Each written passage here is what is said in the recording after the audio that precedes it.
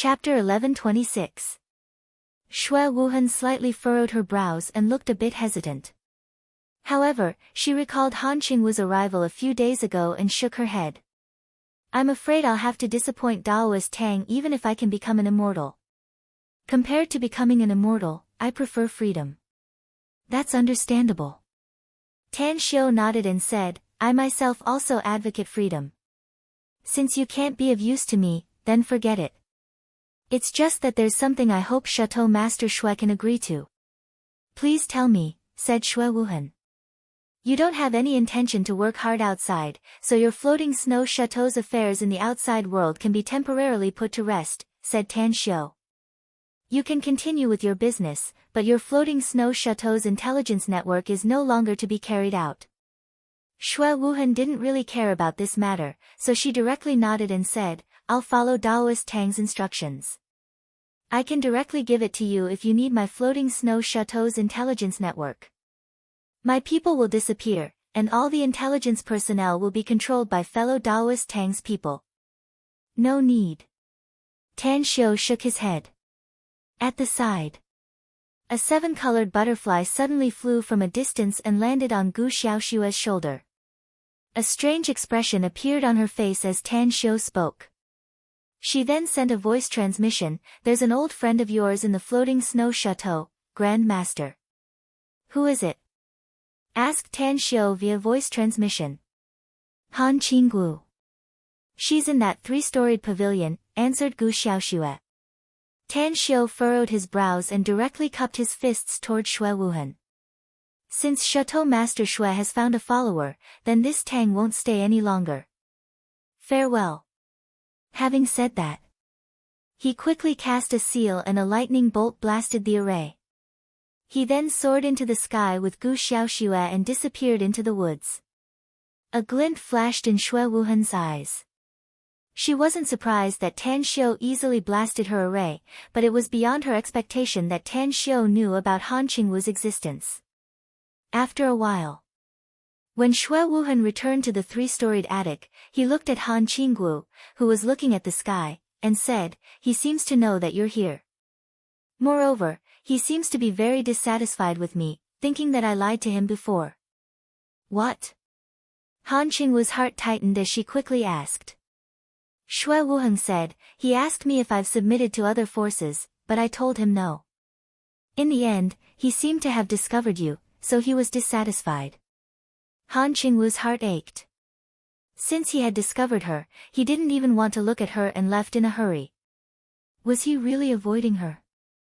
Xue Wuhan looked at Han Qingwu, who had a slightly pale expression on her face, and asked with concern, Are you all right, fellow Daoist Han? Han Qingwu bit her lower lip and shook her head, I'm fine. Why, did he come here? Xue Wuhan said, he wants me to pledge allegiance to him and he even offered me huge benefits. But I refused. Han Qingwu suddenly turned around and stared at Xue Wuhan with a complicated expression in her eyes. Then, she enunciated each word clearly, I won't feel sorry for you even if you refuse everyone in the world. But rejecting him is the stupidest thing you've ever done in your life. Do you know that he didn't even bother to look at so many people who wanted to follow him? Xue Wuhan's expression changed and she asked back, Daoist Han, you said that you're not as strong as him. Then, would you be willing to follow him if he asked you to? Han Qingwu fell into silence. She came back to her senses and looked at the dark night outside the window with bitterness churning inside her heart. After a long time, she bitterly said, not to mention following him, even becoming a slave or a maid is something I don't even dare to dream of. Even if I could see him from afar, I would still feel. Xue Wuhan's pupils shrunk and regret surged inside her heart. However, she then recalled that she still had Han Qingwu with her, so she shook her head and said, It's my honor to be able to follow you in cultivation and receive your guidance. I don't dare to hope for anything higher. You still don't get it. Han Qingwu sighed. What about him? Asked Xue Wuhan. He's already started his plan. It won't be long before he leaves this place, said Han Qingwu. I'll also leave this place after he leaves. I'm afraid we won't be able to see each other again at that time. Where are you going, Daoist Han? Asked Xue Wuhan hurriedly. Where is he going? Han Qingwu shook her head and said, there are some things you don't need to ask about. I can't tell you even if you're eager to know it. He still has a lot of important things to do, so I can't reveal any of his plans. Xue Wuhan fell into silence for a while and then slowly asked, do you like him? Han Qingwu turned around again and her eyes fell on Xue Wuhan's veil. She shook her head and said, liking him is not enough to describe my feelings for him. Unforgettable love should be more accurate, right? Forget it, I'm tired. I'm going to rest first. After saying that, Han Qingwu disappeared into thin air. Love? Unforgettable and unforgettable love? Xue Wuhan was shaken inwardly. She really couldn't imagine that a peerless beauty like Han Qingwu and a terrifying power like Han Qingwu actually didn't dare to approach him. What exactly happened between them? So much so that Han Qingwu hid her unforgettable and unforgettable love in her heart and didn't dare to approach him. Hold on, Xue Wuhan suddenly recalled something. Tan Xiu said before that he could help her reach the Tao and become an immortal. Could it be that when Han Qingwu said that she would leave, she meant that Tan Xiu would ascend to the immortal world? In the air, Tan Xiu and Gu Xiaoxue flew side by side. There was a bit of regret on his face, but it was more of a resolute look.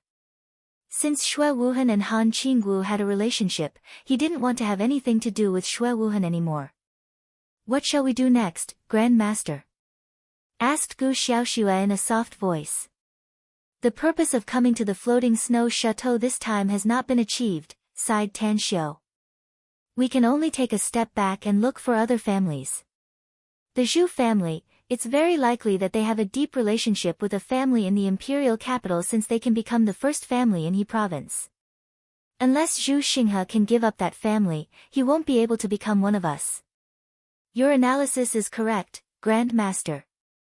Gu Xiaoxue nodded. But I think we can give it a try.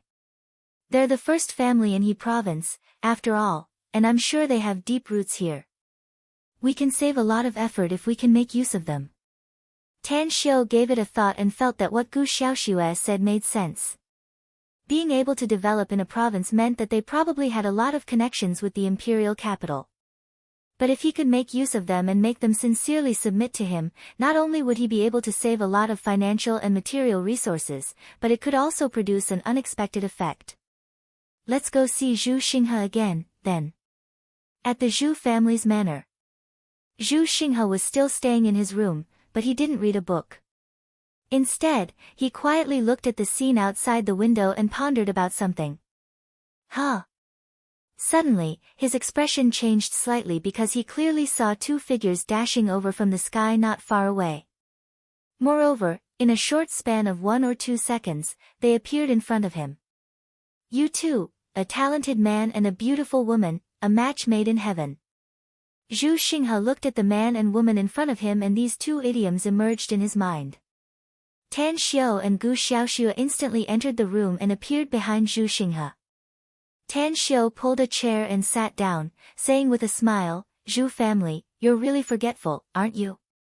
We just met yesterday, but I didn't expect you to forget about me today. Zhu Xinghe was shaken inwardly. He turned to look at Tan Xiu's handsome face and murmured, it turns out that the one yesterday, is you, Tan Xiu. I didn't expect Patriarch Zhu to know me. What an honor. Tan Xiu smiled. Zhu Xinghe hurriedly saluted and said, your name is well known by everyone, Mr. Tang. Your appearance has long been deeply engraved in my mind, so it's natural for me to recognize you easily. Tan Xiu smiled and said, if that's the case, then our following conversation will be much more relaxed. You should know that I'm the owner of the magnificent Tang Corporation. You should also know that I'm known as the Young Divine Doctor. You should also know that I'm the descendant of the Tang family in the imperial capital. Zhu Xinghe said, I know everything. Tan Xiu smiled and said, but I still don't know which family in the capital is closer to your Zhu family. Zhu Xinghe's expression slightly changed. Countless thoughts churned in his mind as he respectfully replied, "The imperial capitals by family." Tan Xiu raised his eyebrows and said with a faint smile, "So it's by Tao's family." Patriarch Zhu, I have a question for you. If I ask you to give up some cooperation with the Bai family and switch to my Tang family, would you be willing? Mr. Tang, my Zhu family will suffer a great loss if I really do that. Zhu Xinghe forced a smile. I'm afraid that the Bai family won't be able to tolerate my Zhu family anymore. What if I can help you solve these problems? Tan Xiu lightly smiled. It's naturally not a problem if Mr. Tang can help you solve them, said Zhu Xinghe seriously. Who doesn't know that the Tang family is the most powerful family in China nowadays? It's definitely a blessing for our Zhu family to have a good relationship with them. Tan Xiu took out a book and threw it to Zhu Xinghe, saying, I won't be stingy since you're willing to be my man. This is a cultivation art. I'll also give you a bottle of medicinal pills. With your current strength, coupled with the effects of the cultivation art and medicinal pills, you can definitely reach the qi refining stage in a short time. As long as you're loyal to me and continue to complete the tasks I give you, you'll be able to get more rewards and a higher level cultivation art. Cultivation art? Cultivator? Zhu Xinghe had always dreamed of becoming a cultivator, especially after witnessing Xue Wuhan's strength. It made him even more eager to obtain a cultivation art. Unfortunately, there were only a few cultivators in China. He still couldn't obtain a cultivation art despite paying a huge price and couldn't become a real cultivator. At this moment, his dream was about to come true, which made him very excited. Chapter 1127. Tan Xiu calmly watched Zhu Xinghe. He knew how tempting cultivation techniques and medicinal pills were to ordinary people. Many people didn't dare to imagine becoming an immortal, but having the power to overturn the clouds and rain was the goal pursued by countless martial artists. The most important thing was the lifespan of cultivators. Given Zhu Xinghe's status, he definitely knew some rumors about cultivators. The higher one's cultivation, the longer one's lifespan. For those who held great power to kill, the more things they had, the more they were afraid of death. Tan Xiu felt that even if Zhu Xinghe knew about this matter, he still decided to remind him to let him know how big of an opportunity and fortune he had given him. Zhu Xinghe, the cultivation technique I gave you can make your cultivation break through to the peak of qi refining. The transformation of true qi into true essence was a qualitative change that could even increase one's lifespan. Once your cultivation reaches the peak of qi refining, you'll be able to live to at least 100 years old. Above the qi refining stage is the foundation establishment stage. Cultivators at the late stage of foundation establishment can live to at least 300 years old. Tang, do you have any cultivation technique up to the late stage of foundation establishment? Asked Zhu Xinghe hurriedly. Just call me boss later. Tan Xiu lightly said. Not only do I have cultivation techniques up to the late stage of foundation establishment, but I also have cultivation techniques up to the golden core, nascent soul, and even higher levels. As long as you're loyal to me and complete the task I've given you, you'll be able to get the follow-up cultivation techniques one after another. Zhu Xinghe looked a bit excited and resolutely said, I'll be loyal to you and perfectly complete the task you've given me. Tan Xiu smiled and lightly said, Don't you want to know what I'm going to ask you to do? I'll do whatever you ask me to do, said Zhu Xinghe in a deep voice. You're indeed worthy to be the patriarch of a family, said Tan Xiu with a smile. Your wisdom is indeed incomparable to ordinary people. In actuality, the task I'm giving you is very simple. You'll be the chief supervisor of the Tang sect's intelligence department in He province. The chief supervisor of the entire intelligence department will come to see you later. You only need to report to him when the time comes. Zhu Xinghe exclaimed, Information. You want me to only do intelligence work? With a solemn expression, Tan Xiu said in a deep voice, the entire country will be weaved into a complete intelligence network, and you'll be the node in this hub of He province. You'll be in charge of the information there. In other provinces and regions, there are also intelligence officers with the same status as you. In the future, if the information is related to other regions, there will naturally be people contacting you to exchange information, reorganize, investigate, and complete the information. Zhu Xinghe's expression became serious, and he even looked at Tan Xiu with shock in his eyes. He was the head of the Zhu family, and the Zhu family was the #1 family in He province. And as the head of the #1 family, he could only be a node in the intelligence network, a small person in charge of intelligence. In that case, did the other provinces and other regions also have people in charge of intelligence like him? If the identities of these people in charge of intelligence were comparable to his, then wouldn't the overall power of the person in charge of this intelligence network be too terrifying? Could it be that Tan Xiu wanted to control this country? Tan Xiu could guess Zhu Xinghe's thoughts, so he indifferently said, I don't have any ambition, nor will I have any ideas about my own country. Just a small country like China is not worth it for me to go to war. Once the overall intelligence network in China is completely established, the next step will be to lay out the intelligence network in every corner of the world.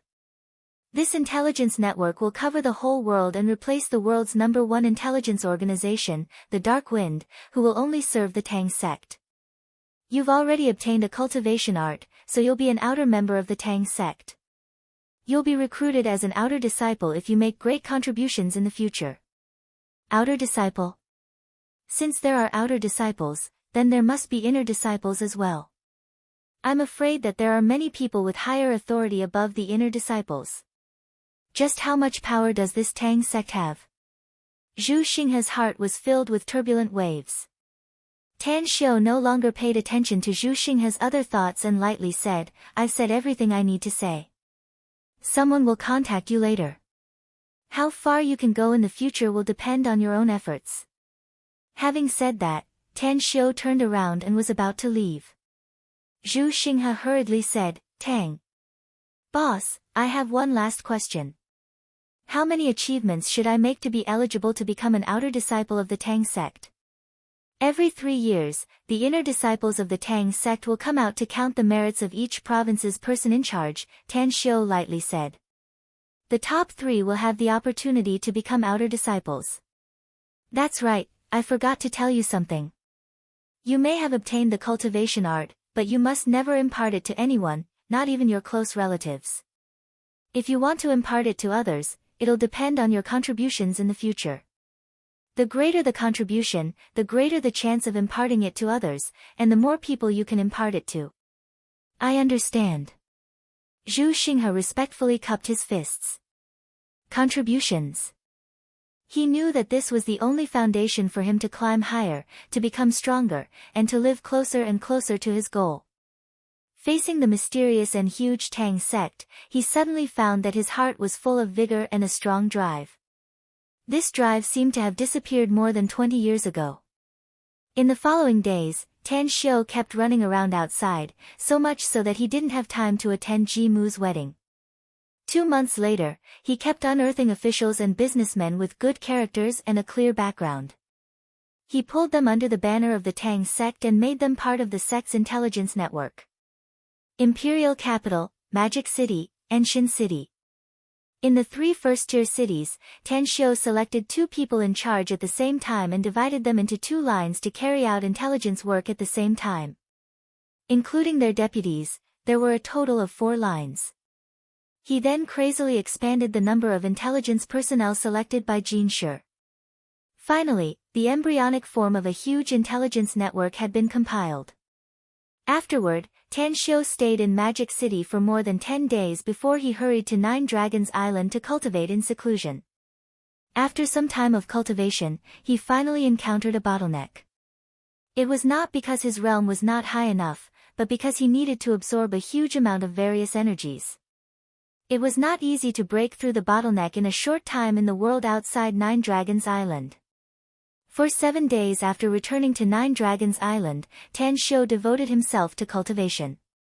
He also spent a lot of effort to arrange a special feng shui array to connect the 9 spirit springs. Violet Qi comes from the east.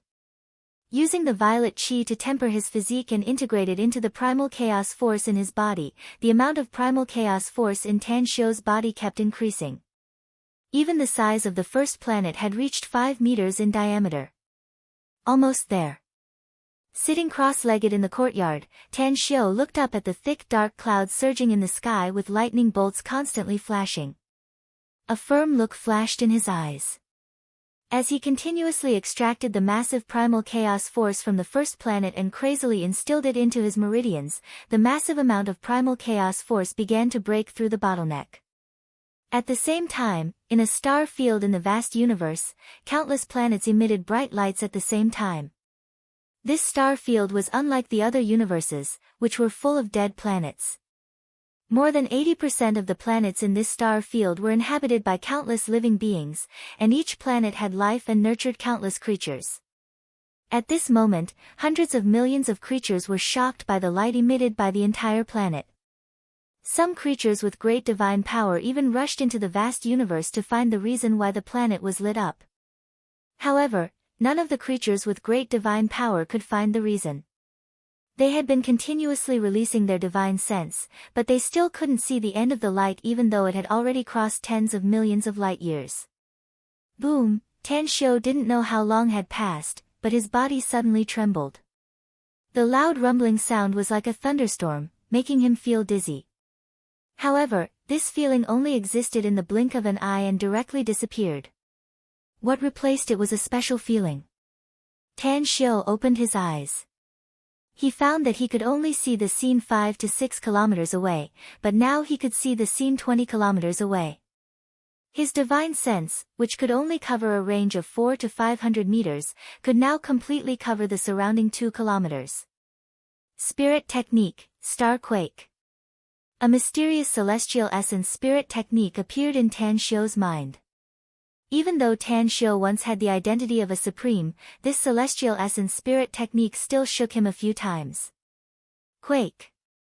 It was omnipresent and omnipotent.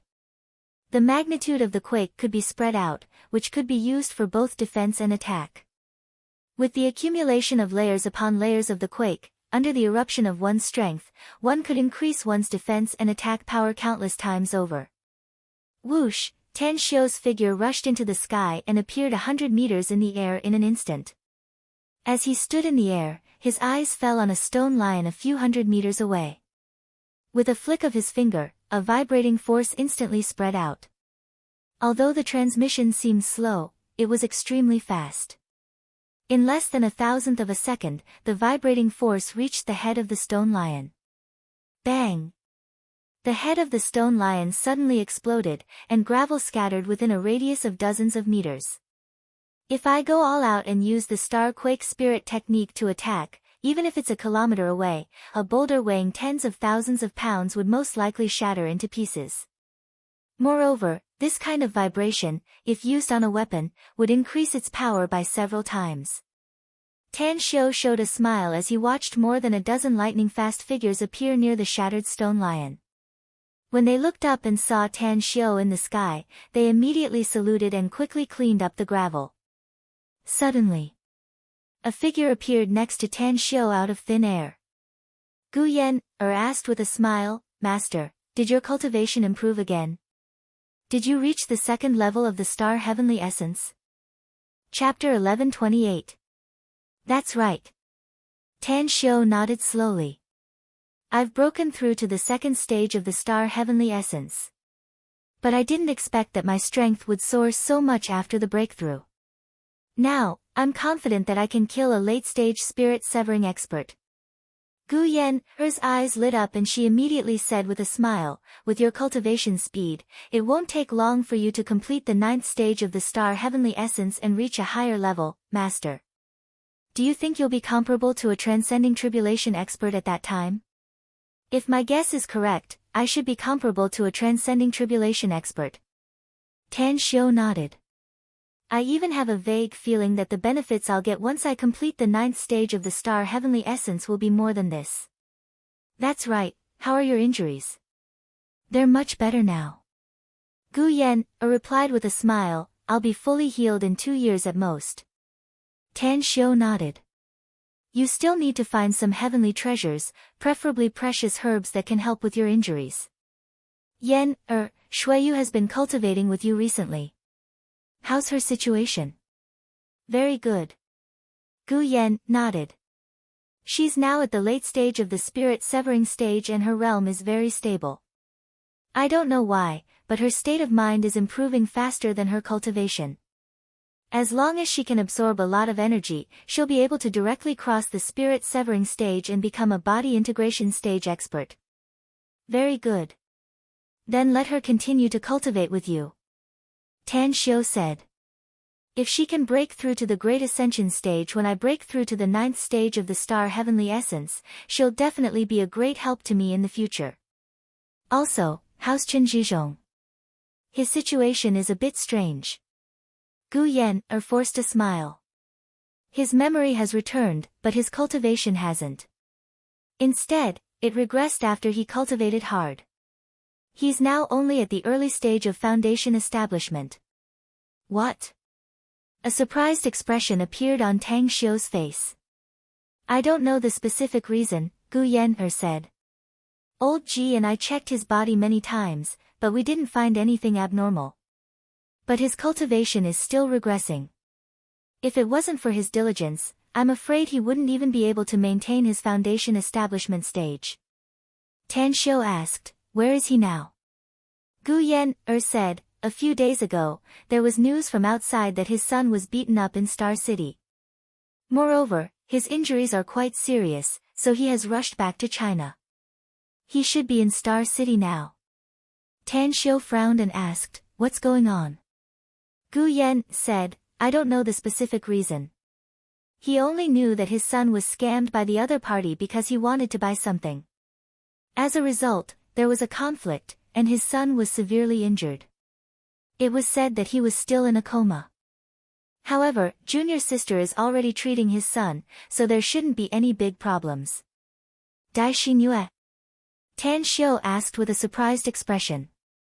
That's right, it's Xingyue. Gu Yan chuckled. Junior sister's medical skills have improved by leaps and bounds in the past year. I heard that she's very famous in Star City. Even some patients from other places come to Star City to look for her, hoping that she can treat them. Xiao Xue said some time ago that 4 Grandmaster Chinese medical doctors appeared in Star City at the same time and asked her for advice on medical skills. As a result, she shocked those 4 Grandmaster Chinese medical doctors, making them think that junior sister will be the most outstanding person in the Chinese medical field in the future. One of them even said that junior sister is likely to succeed you and become the new divine doctor. Tan Xiu didn't feel happy after hearing it. Instead, he silently shook his head and sighed. She does have some achievements in Chinese medical, but she pays too much attention to the study and research of Chinese medical, which will inevitably affect her cultivation. If my guess is correct, her current cultivation is not high, right? It seems to be at the early stage of foundation establishment. Gu Yan nodded. Did you send her a lot of cultivation resources? Asked Tan Xiu. She's my junior sister, after all. Gu Yan chuckled. It's only right that I send her some cultivation resources. It's just a pity that I haven't had a good chat with her until now. Don't worry. You'll have the chance later, said Tan Xiu with a smile. Whoosh, a figure flashed lightning fast like an arrow from the distance and stood in front of Tan Xiu and Gu Yan, in just a few breaths. Master, Grand Master. After saluting them, Gu Xiaoxue said, I just got the news from Japan that Kawako Yamamoto is asking for help. I've sent our people in the vicinity of Japan to rush over there, but those there are only outer disciples, so they won't be of much help. What happened? Asked Tan Xiu with a changed expression. Kawako Yamamoto successfully became the patriarch of the Yamamoto clan more than a month ago, said Gu Xiaoxue. Just as she was about to eradicate the last obstacle of the North Star One Blade School, dozens of ninjutsu experts suddenly appeared around that person. 2 of them are even stronger than Kawako Yamamoto. Where's Tang Guang now? Asked Tan Xiu in a deep voice. He's in Japan, but he's also injured. He's resisting those powerful enemies with Kawako Yamamoto, answered Gu Xiaoxue. Tan Xiu's fingers moved and a seal was cast. In just a few breaths, Ji Qimei appeared in front of Tan Xiu and the others. Venerable Lord. Ji Qimei respectfully saluted. Yen, is injured. Escort us to Japan, said Tan Xiu. Ji Qimei's expression moved and she slightly nodded. Soon after, 4 figures quickly appeared in front of Tan Xiu's group. They were Mo Al, Shui Sha, He Xiong, and He Wuya, who had just broken through to the Golden Core stage. Let's go, said Tan Xiu indifferently. Ji Qimei slightly nodded in response. She released a burst of energy that instantly wrapped around Tang Xiu and the rest. Before she left, her finger pointed to a spot not far away and then flew toward Japan's direction like a meteor. 2 minutes passed. Ji Qimei, along with Tan Xiu's group, appeared in the sky above Japan. Her overwhelming spiritual sense shrouded the entire country and quickly found Kawako and Tang Guang in a manner. Who are you? Figures flickered lightning fast and rushed out of the manor's square. More than a dozen of them were Tang's sect's outer disciples, so they immediately looked respectful after seeing who they were. Tan Xiu glanced at the direction where Ji Qimei went and sighed inwardly. The heavenly Tao laws in this world were so powerful that Ji Qimei could only exert less than 1% of its power. This was also the reason why it took her 2 minutes to bring them to Japan. Grand Master. Boss. Tang Guang and Kawako, who were covered with wounds and bandaged, quickly appeared in front of Tan Xiu. They secretly breathed a sigh of relief when they saw Tan Xiu, Mo, and the others. Tan Xiu nodded and said, let's find a place where we can talk. Lead the way. Please follow me, boss, said Kawako respectfully. Inside a 2-story building. Kawako waited for Tan Xiu to take a seat before she personally brewed tea and brought it to Tan Xiu's side. I didn't expect you to come so fast, Sect Master. We thought we would have to stay here for a few more days. Tell me about the situation here, said Tan Xiu. I've successfully become the Yamamoto family's patriarch and the North Star One Blade School's deputy sect master, said Kawako. Originally, I could have taken over the position of sect master 2 days ago, but the great elder of the North Star One Blade School, Osashi Kitajishi, suddenly made things difficult for me. A group of mysterious experts appeared beside him, 10 of whom were comparable to Golden Core stage experts. The other 2 old men were even more powerful. Fortunately, Elder Tang Guang was there, otherwise, I'm afraid I would have died in their hands. How strong are they? Tan Xiu looked at Tang Guang and asked.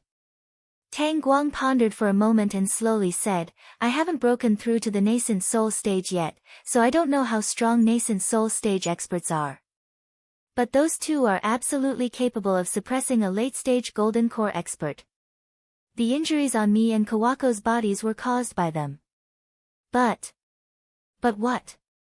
Asked Tan Xiu with a frown.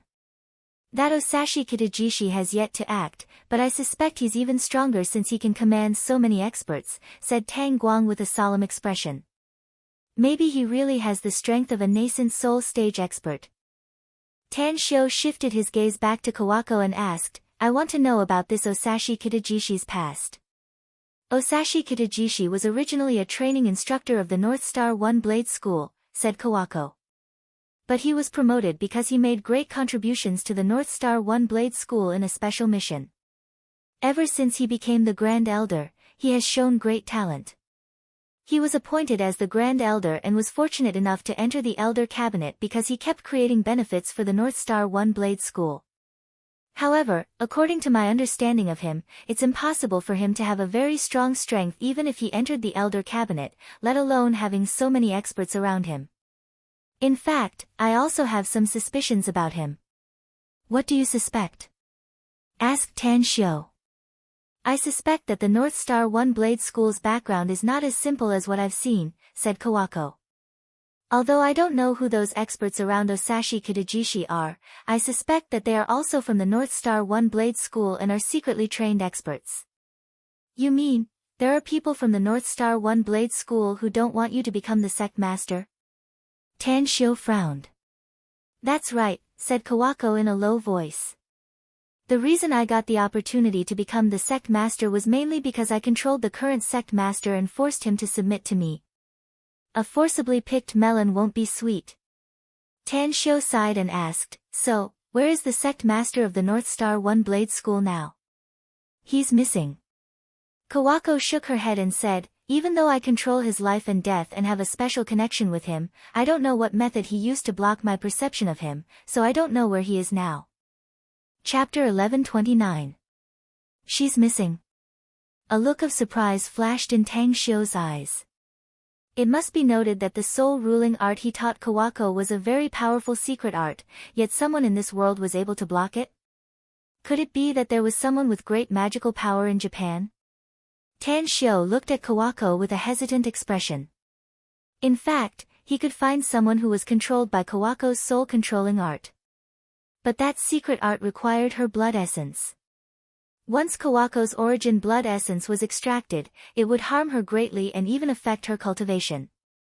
He weighed the pros and cons. Tan Shio finally gave up the idea and slowly asked, where's Osashi Kitajishi now?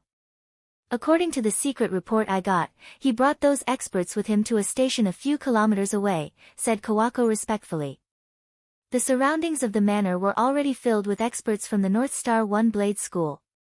Although a third of those experts were under my control and 4/5 of them obeyed my orders, the North Star One Blade School's experts were still under my control.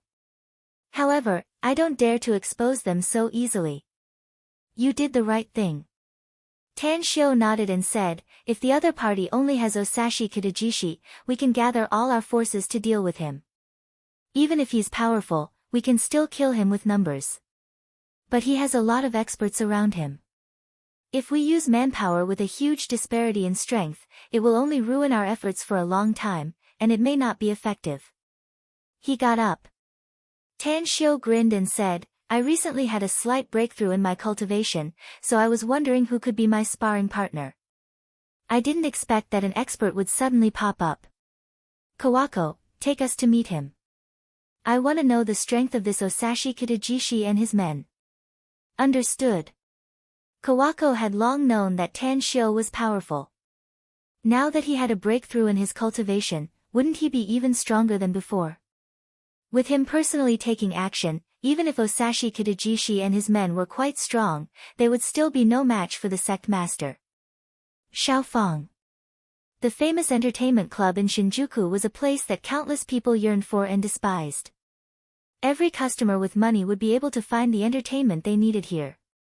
It was an absolute one-stop service. As usual. This place was definitely full of guests and business was booming. However, at this moment, there were no men who came out to seek pleasure, nor were there any women who came out to have fun. Even the waiters here were nowhere to be seen. Only men dressed in black suits and carrying cold weapons were coldly stationed at the corners of each road, sealing off the entire Shaofeng. In the innermost area. In a classical pavilion with richly ornamented beams and painted rafters, Osashi Kitajishi held a bronze wine glass in front of a table by the window on the second floor. He did not drink the wine in the glass but stared at the emerald ring on his thumb in a daze. In front of him was a dignified, graceful, and well-mannered woman who was looking at the distant horizon with a faint smile. The direction she was looking at was the manor where Kawako and the others were hiding. Palace Master has been in a bad mood recently. Suddenly, the woman turned around and smiled at Osashi Kitajishi. Osashi Kitajishi came back to his senses and frowned. Palace Master indulges in debauchery every night, leading a befuddled life. Don't tell me the beauties I sent him can't make him happy. How do those beauties you sent him compare to Kawako Yamamoto? The woman chuckled. Osashi Kitajishi stared blankly for a moment before he shook his head and forced a smile. There's still a slight gap. It's said that each place has its own people. Kawako Yamamoto was once the daughter of the most beautiful woman in Japan, so she's definitely better. It's just a pity that I've sent people to look for women between the ages of 16 and 26 in Kyoto, yet none of them can be compared to her. Do you really think that Palace Master is unhappy because we didn't bring Kawako Yamamoto to him? Asked the woman meaningfully. Osashi Kitajishi stared blankly and asked with a confused expression, is that not the case? A mocking smile appeared on the woman's face as she replied unhurriedly, Kawako Yamamoto was originally a young woman of the Yamamoto family. Even in the North Star One Blade School, she was barely one of the many training targets. She may have good potential, but there's still a long way to go if she wants to sit on the North Star One Blade School's master's seat. But what happened to her in just a year or two is much more interesting. Osashi Kitajishi silently nodded and said, I also noticed the situation. But I don't know what method she used to buy people's hearts and make a large number of experts pledge their allegiance to her. Such ability is simply terrifying. The North Star One Blade School is just a force established by this palace master a few years ago, mainly to handle some matters that cannot be exposed to the light. I never thought that Kawako Yamamoto could climb to this level without going through the heart cleansing program. This is beyond the rules set by Palace Master. Suddenly, a look of surprise appeared on his cold face as he asked again, could it be? Palace Master wants to dig out Kawako's secrets. You're hopelessly stupid, aren't you? The woman sneered.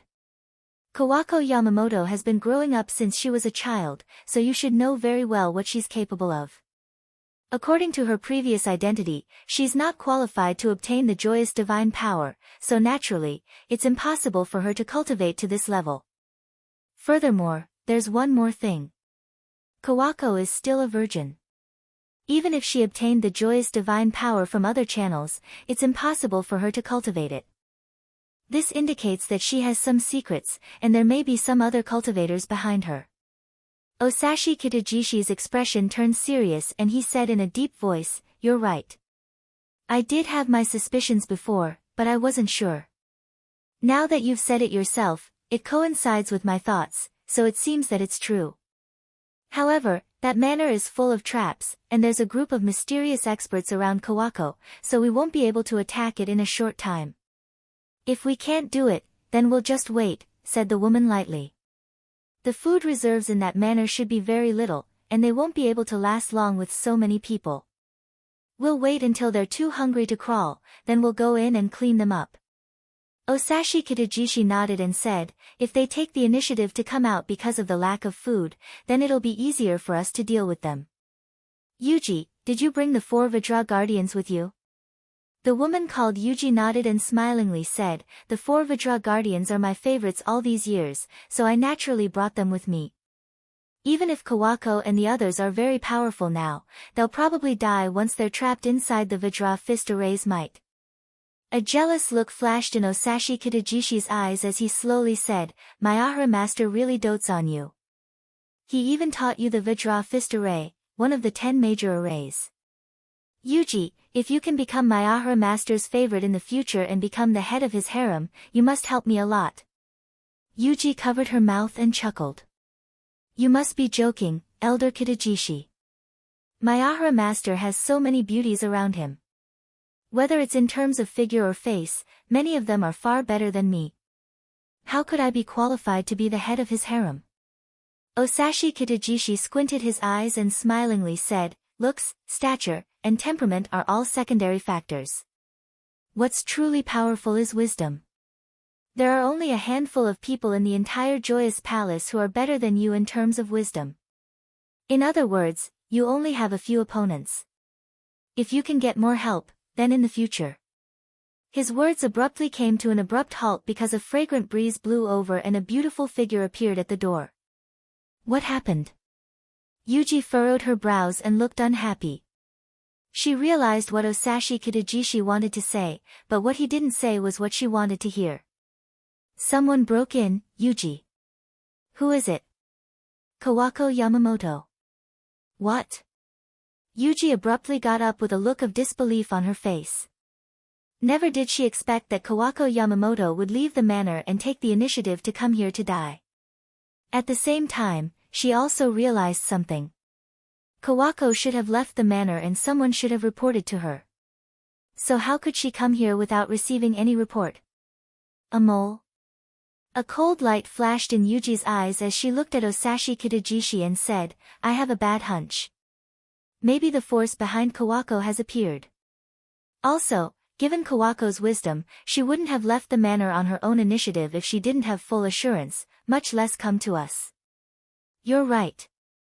Osashi Kitajishi got up and said, but Kawako doesn't even know about your existence, let alone the group of experts you brought. She has external help, but don't tell me I don't. Let's get rid of her men and her external help today, then capture her and take her to the palace master to receive the reward. I need to know what you didn't say just now, said Yuji in a deep voice. I'll be happy to help you, said Osashi Kitajishi. Yuji looked satisfied and nodded. If that's the case, then let's go see this Kawako Yamamoto and see if she's as powerful as the rumors say. Inside the Shao boat's gate, in the spacious courtyard, Kawako, Tang Guang, He Xiong, and Xue Sha were crazily slaughtering Osashi Kitajishi's men. In just a minute, the entire courtyard was filled with rivers of blood. However, a total of 10 men and women were standing in the innermost area with weapons in their arms, calmly watching the massacre. It was as though the people being slaughtered were not their people. Whoosh! Whoosh! Whoosh! 9 figures flashed lightning fast from the distance and appeared in front of the 10 men in an instant. Osashi Kitajishi's brows tightly furrowed as he watched the last subordinate in the courtyard get stabbed in the heart and kicked away. A cold light flashed in his eyes as his eyes wandered around the people in the courtyard and finally locked on Tan Shio. Who are you, mister? How dare you meddle in the affairs of our North Star One-Blade School? Osashi Kitajishi ignored Kawako and asked coldly to Tan Shio instead. He realized that this bronze-masked man in front of him should be the big shot behind Kawako. Chapter 1130. Tan Shio, who was wearing a bronze mask, crossed his arms and didn't move. He was also observing Osashi Kitajishi's group. Through their auras, he could sense that they were all very powerful, especially the one who had spoken and the woman beside him. Bewitching incense? Tan Shio was a bit surprised. The fragrance exuded from the woman was very similar to the bewitching incense used by many rapists in the immortal world. Despite the distance between them, he could still smell it with his keen sense of smell. Kawako translated Osashi Kitajishi's words in English. North Star One-Blade School. A mocking look appeared in Tan Shio's eyes as he lightly said in fluent English, I'm well aware of how much power the North Star One-Blade School has. The 5 elements ninjutsu is indeed powerful, but the cultivation technique our members practice is trash. It's very difficult for them to cultivate to your level. If you want to know our origin, shouldn't you at least introduce yourself first? Osashi Kitajishi frowned and turned to look at Yuji next to him. Then, he shook his head and said, you need to show your strength if you want to know our identity. Otherwise, weaklings like you are not qualified to know. Is that so? Tan Shio clapped his hands and then fell into silence. Puff! Among the 10 men and women behind Osashi Kitajishi, a short and stout middle-aged man on the far right suddenly had his expression drastically changed. His pupils shrunk as his left arm was suddenly chopped off. The long sword that appeared out of thin air seemed to have its own sentience as it appeared out of thin air and disappeared all of a sudden. Only the severed arm and the spurting blood proved that it was an attack just now. Aya, the short and stout middle-aged man screamed and instantly covered the cut on his shoulder with his thick palm. Energy frantically surged inside his body and quickly blocked the spurting blood. The others looked horrified. Each and every one of them revealed a horrified expression as they vigilantly observed their surroundings, fearing that the strange attack would land on them. Even Yuji and Osashi Kitajishi, who were the strongest among them, were no exception. Tan Shio let out a faint smile and asked, is this guy with his arm chopped off an expert? Osashi Kitajishi was nervous and said in a cold voice, of course he's an expert. Since an expert like him got his arm chopped off, doesn't it prove that we're very strong? Tang Shio said. Do I have the right to know your origins? Osashi Kitajishi and Yuji exchanged glances and then slowly said, you can seriously injure my subordinate in an instant. Even if it's a sneak attack, you do have some strength. Your Excellency, have you heard of Joyous Palace? Tan Shio looked at the others. Everyone shook their heads. After a while, Kawako said in a low voice, I've heard of the Joyous Palace before. Though I don't know much about it, I know that it's the most mysterious sect in Japan. The shadow of the Joyous Palace can be seen in the military, politics, and commerce. Tanshio nodded slowly and looked at Osashi Kitajishi, saying, I suddenly don't want to know which sect you belong to. Only death awaits those who make an enemy out of my people. If you are the only ones here today, then leave your lives behind. Kawako's eyes lit up. She immediately took out an item from her pocket and threw it into the sky, causing an explosion to echo in the air. Kill! Kawako, who had been forced to flee to the manor to save her life, had long been sullen. After releasing the signal, she was the first to rush toward Osashi Kitajishi. Tang Guang, He Xiong, Xue Sha, and even Mo Ao, who had yet to act, instantly attacked. Tan Shio didn't rush to act. He watched Yuji retreat tens of meters in an instant and appear on the roof behind her. His eyes locked on her and gently hooked his finger when she looked at him. Then, he sneered and said, You're the strongest among all of you, aren't you? Come and fight me if you don't want to be a coward. Yuji couldn't sense Tan Shio's power, but she didn't dare to be careless and fiercely shouted, For guardian deities, kill that brat. Immediately. Four burly middle-aged men with bulging muscles appeared in front of Tan Shio in the blink of an eye. As they arranged the guardian deity fist array, each of them grinned as though Tan Shio was a lamb waiting to be slaughtered in their eyes. A Buddhist battle array. Tan Shio wore a strange expression. These four men were obviously the woman's men. They even had the woman's aura on them, indicating that they had just had sex with her not long ago. Furthermore, she also had the bewitching incense on her. What did this mean? That woman also had a deep relationship with Buddhism. Buddhism? A woman? Sex? Joyous Palace? Connecting the clues one by one, Tan Shio instantly realized that these people belonged to one of the Buddhist esoteric schools, the Joyous Sect. However, he didn't expect that the Joyous Sect would become the most mysterious and powerful force in Japan. No wonder. Japan is so open-minded when it comes to men and women. Tan Shio let out a strange smile. He didn't use any weapon and directly bombarded the incoming fists with his fists. The sky was filled with fist shadows as fast as lightning, but Tan Shio's punching speed was faster than theirs. Not only that, it was more than twice as fast. In just a few breaths, Tan Shio had already blasted out hundreds of punches. Argh, argh, for mournful screams came from the mouths of the burly men who arranged the guardian deity fist array. Fists collided with flesh, smashing their fists into a pulp. The bones in their arms broke inch by inch, and their muscles turned into fried dough twists. The array was broken. Tan Shio shook his head with some regret. He instantly unleashed the divine sword and swept it across the four men's necks. As the huge heads were tossed away, blood gushed into the pillar and sprayed out a blood mist. Standing on the roof, Yuji's eyeballs nearly popped out of her eye sockets. Others didn't know the strength of her four loyal subordinates, but she was very clear about it. She used a secret method to train these four subordinates and spent a lot of resources to train them. Each of them was stronger than King Kong. Even a solid iron ball the size of a head could be smashed by them with one punch. But the four of them arranged the guardian deity fist array. The array made their strength stronger and their bodies stronger. Under such circumstances, how could they be bombarded into such a miserable state by the opponent? Her heart ached. The pain made it difficult for Yuji to breathe. She paid a huge price, but they were so easily killed by the opponent. This was like using a knife to ruthlessly cut her heart countless times. I'm going to kill you. A huge aura burst out of Yuji's body and her figure flashed lightning fast toward Tang Shio. The people who were fighting in the surroundings couldn't help but retreat to the sides to avoid the pressure of this huge aura. Tan Shio's eyes lit up.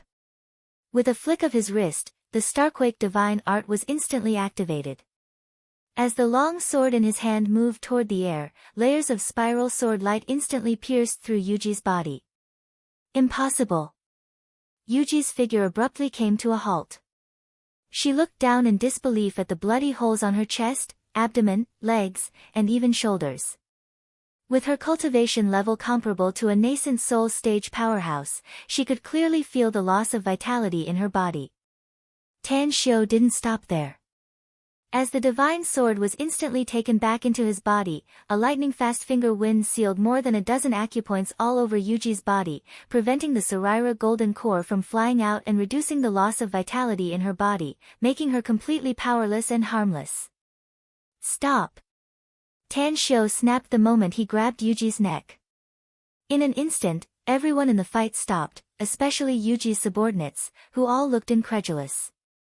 However, at the moment when all the enemies were stunned, Tan Xiu's left hand moved quickly and tore a bloody hole on Osashi Kitajishi's neck, while a long sword pierced his heart.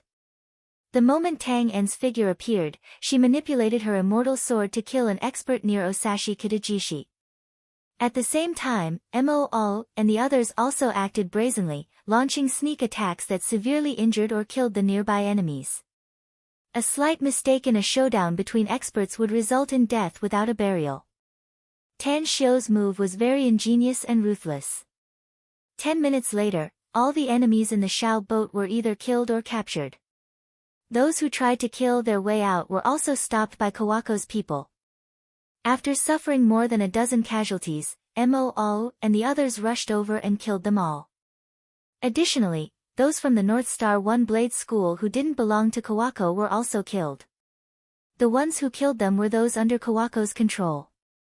For a time, the crisis was completely resolved. Inside the Shao boathouse, Tan Xiu casually threw Yuji to the floor and walked to the chair opposite her. After taking a seat, he said in a deep voice, "Detain Osashi Kitajishi first. Give him a healing pill if his vitality is draining too fast."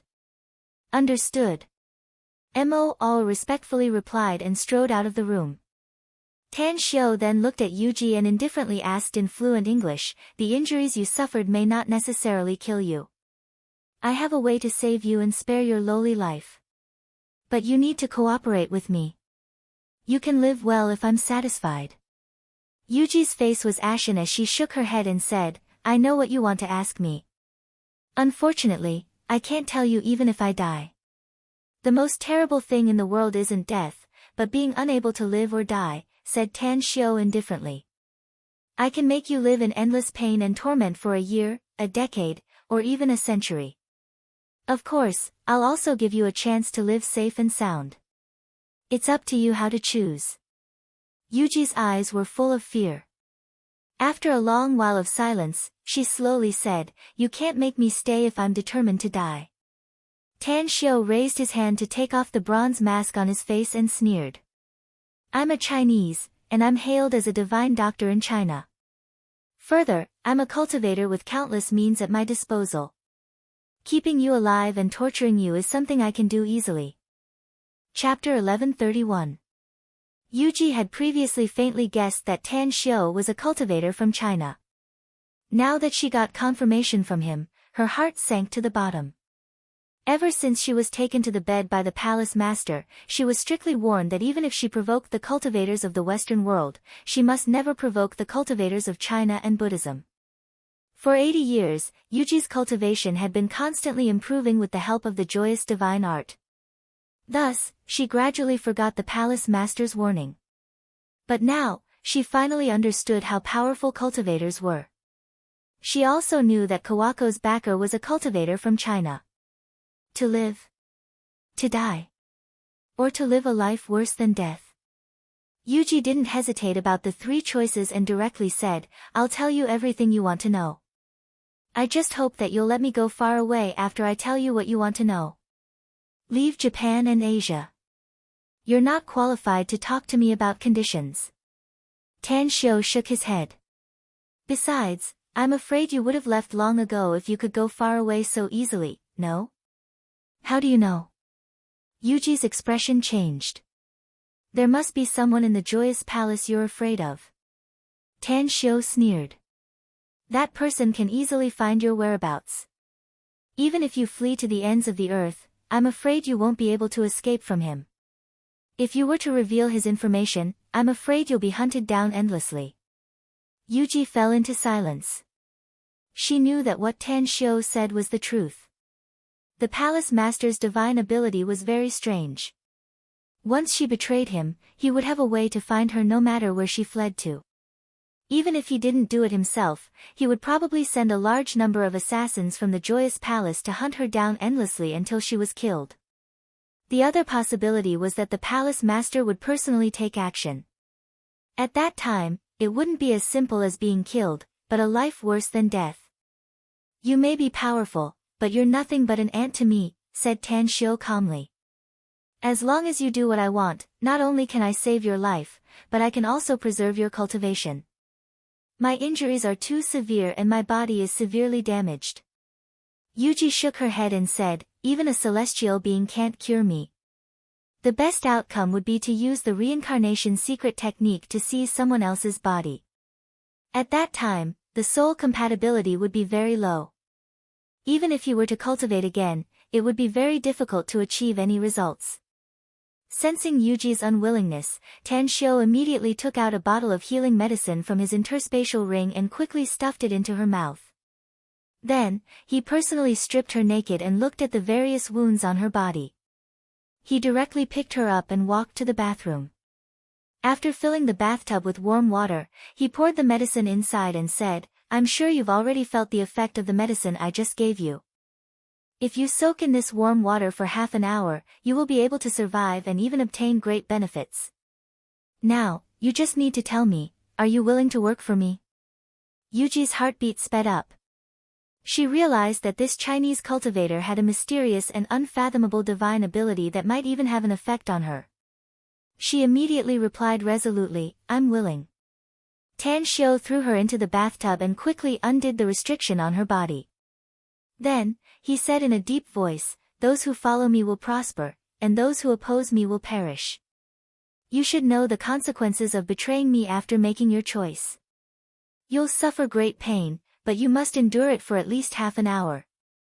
The longer you persist, the greater the benefits will be. I'll wait for you outside. After saying that, Tang Xiu directly walked out of the bathroom. He didn't have the slightest interest in Yuji's naked body. After all, her body was even inferior to a prostitute in his eyes. Argh, a heart-wrenching scream came from the bathroom behind him. Tan Xiu, however, ignored the scream. Anyone who wasn't injured would be in extreme pain after being tempered by the body-refining medicine. Yuji, on the other hand, had wounds all over her body, many of which touched her internal organs. The pain brought to her by the body-refining medicine was 10 times more than that of an ordinary person. Half an hour later, Tan Xiu arranged a feng shui array around Xiaofang. This array didn't have much offensive power, but it had a very strong defensive power. Whether it was an external attack or an internal explosion, there was no way to easily rush out if one didn't know how to break the array. He was on guard. Although he was very powerful and had the chance to defeat a spirit formation stage expert, he wasn't 100% sure that he could make the other party stay if they wanted to escape and had a secret escape technique. After arranging the array, Tang Xiu came to the place where Osashi Kitajishi was imprisoned.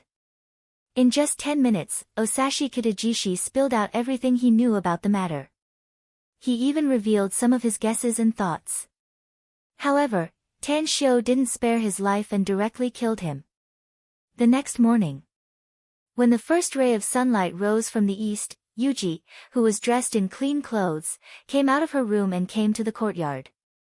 She saw Tang Xiu sitting cross-legged on a blue stone and a cold glint flashed in her eyes. How should I address you, mister? This time, Yuji didn't speak English but asked in fluent Mandarin. Tan Xiu lightly glanced at her and said, Tan Xiu. Yuji covered her mouth and chuckled. You're very powerful, Mr. Tang. You're the strongest person I've ever seen aside from Miyagi. It's just that I'm feeling very good now, and I've never felt so good before. That's why I'd like to consult you, Mr. Tang. Challenge?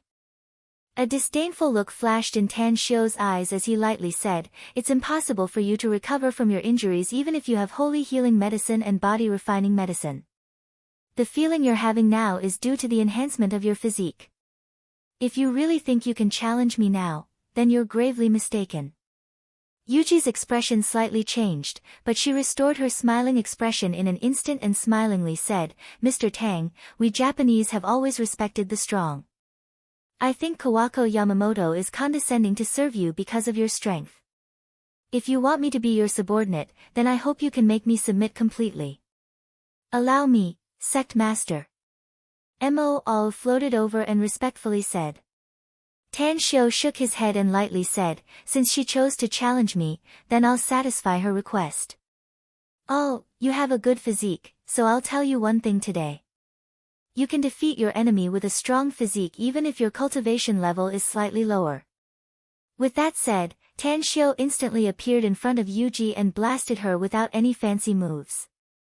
The fist shadow was as fast as a meteor and bombarded Yuji's abdomen in nearly the blink of an eye. Immediately after, Tan Shio soared up and kicked hundreds of lightning-fast kicks in a second, including at least a dozen kicks on Yuji's body. It was a violent and frantic storm. Although Yuji felt that she was in a good state and realized that Tan Shio was very strong, she never dreamed that the gap between them would be so big. The competition was not like a fight to the death. It was very difficult for the contestants to unleash their most powerful attacks because they had to be careful not to kill their opponents. She felt that Tan Shio's attack yesterday was the most powerful one he could unleash with his sword. Now that he didn't use his sword, even if he was very powerful, he could only be on par with her. However, only after feeling the constant blows to her body did she realize that she was so wrong. I admit defeat.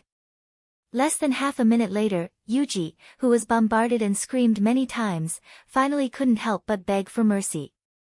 Tan Shio stopped his attacks and returned to the big blue stone to sit cross-legged. He looked at the battered and exhausted Yuji, who was bleeding from the corner of her mouth, and indifferently said, I was just testing my moves yesterday, so I didn't really ravage you. Since you asked for it today, then I might as well fulfill your wish. Yuji wiped the bloodstain on the corner of her mouth and looked at Tan Shio with particularly bright eyes. She staggered to the front of Tan Shio, directly knelt down and slowly said, Thank you for sparing my life. You're indeed very strong, but there's still a big gap between you and Miyagi. Further, Miyagi has many subordinates and experts in the entire Joyous Palace are as many as clouds in the sky. You're no match for him with your strength alone. Kawako is just a nobody. She can't even be ranked in the top 30 in the Joyous Palace given her current cultivation. So, take her and leave the island country quickly. Don't worry, I'll never reveal your secret. Having said that, she stomped the ground and bolted away like a sharp arrow. Her speed was extremely fast and she appeared outside the Shao boat in nearly the blink of an eye.